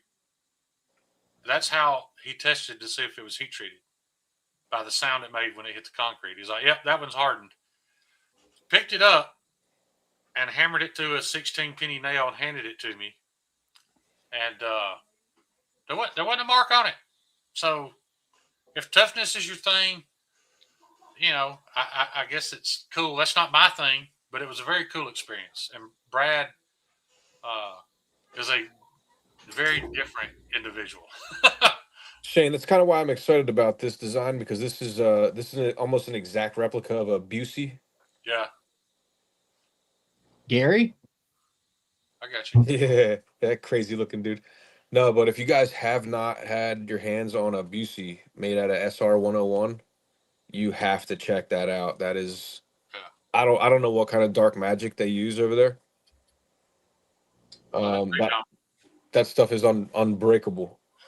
There's no such thing as dark magic. Is that Busey combat knives? Yes. Yes. Those guys, I don't know what the hell they do with their heat treat. I don't even know where. I don't know anybody that has that steel. I can't find it. I don't know if it's proprietary. Almost all the local makers around off the shelf. Within 100 miles of me, almost all of them use Alabama Damascus. And I get it. People buy it because it's pretty and all that stuff. But, What shape did you say that was close to? I think that's Battle Mistress. I'm scrolling. I mean, they make some cool looking knives. They got a lot of different SKUs, and they are not cheap. Good luck, El Cap. But I'll say this: I'd just soon I'd rather have a knife in 15 and 20 as I had a tops in 1095. So, I mean, if you go tough. But I used to have a Busey Argon Assault with the full knuckles, and I loved that thing. I had to get rid of it because I just needed the money at the time, but I wish I never did.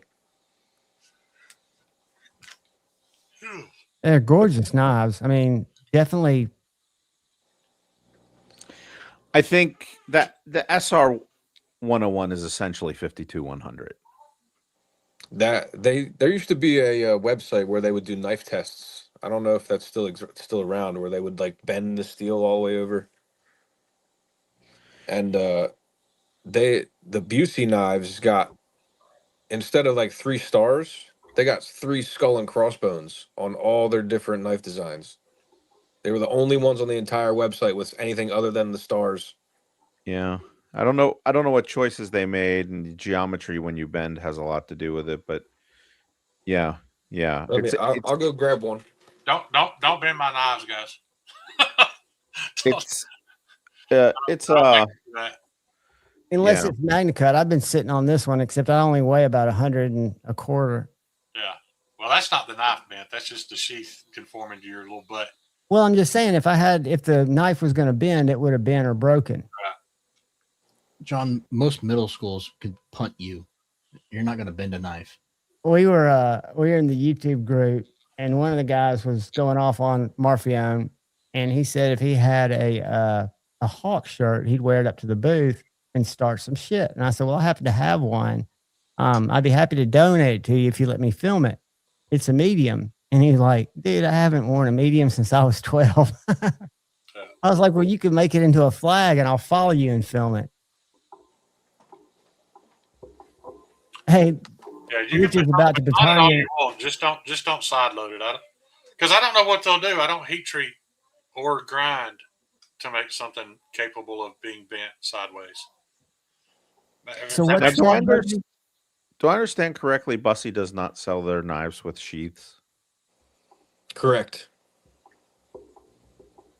I bet they'd sell more if they did. I bet they sell a lot more if they did. So what are we looking at there, buddy? What's that one called? Quite honestly, I forget. This is my the knife we used to cut my wedding cake. So It's for not me, a it's the wedding cake Chupacabra, knife. isn't it? No, let me look. I'm looking at their page, so it's not a Chupacabra. No. So the one you're gonna look for the knife blade catch here. That'll kind of. There's only a couple that have the blade catch. Let me look at what you. Oh, I got you. Yeah. It might be an argon. It might not be an argon assault, but I think maybe I don't remember now. It's been a while. I like the recurve. It's a good looking Persian.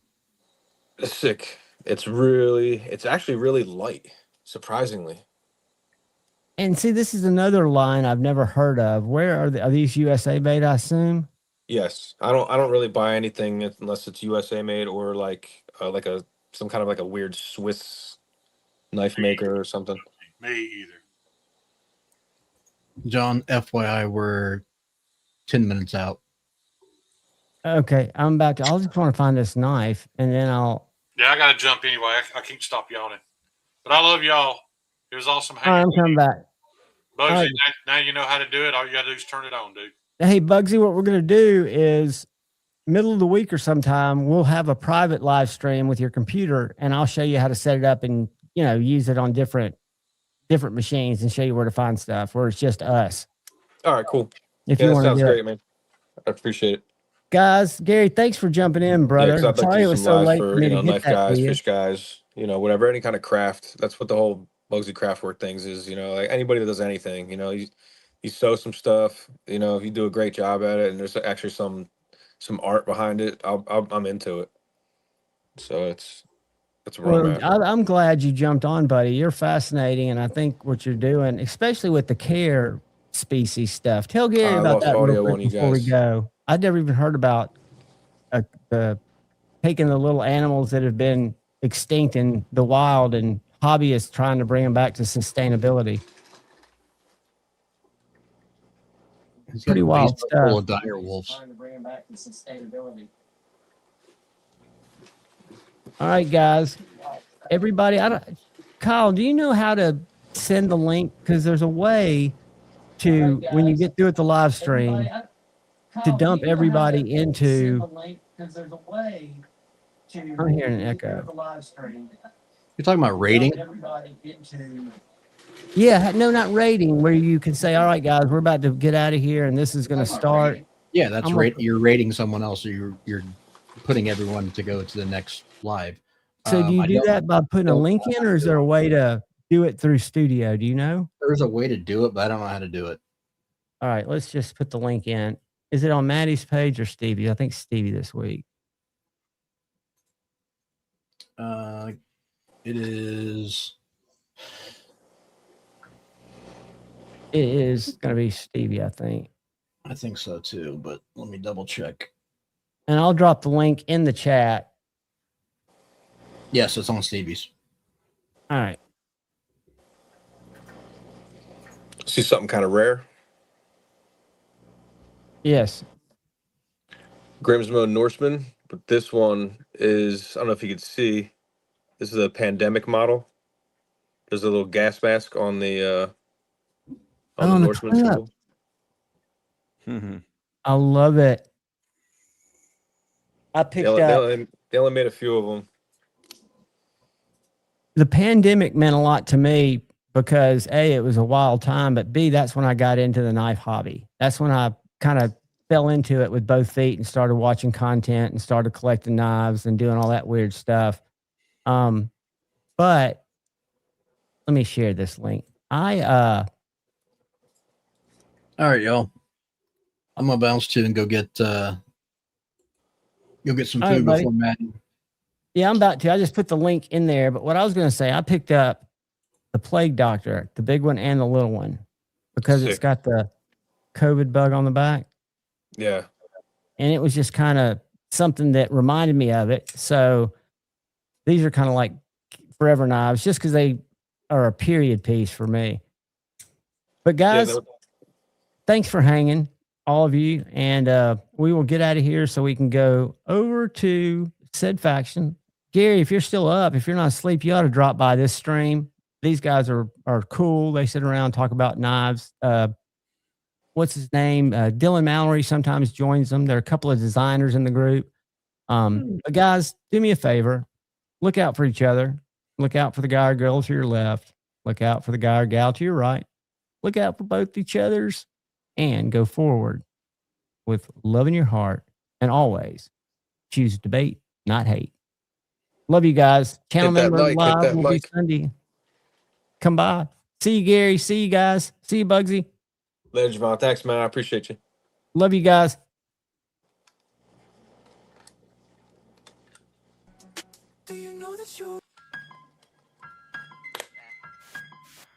Back in my bag,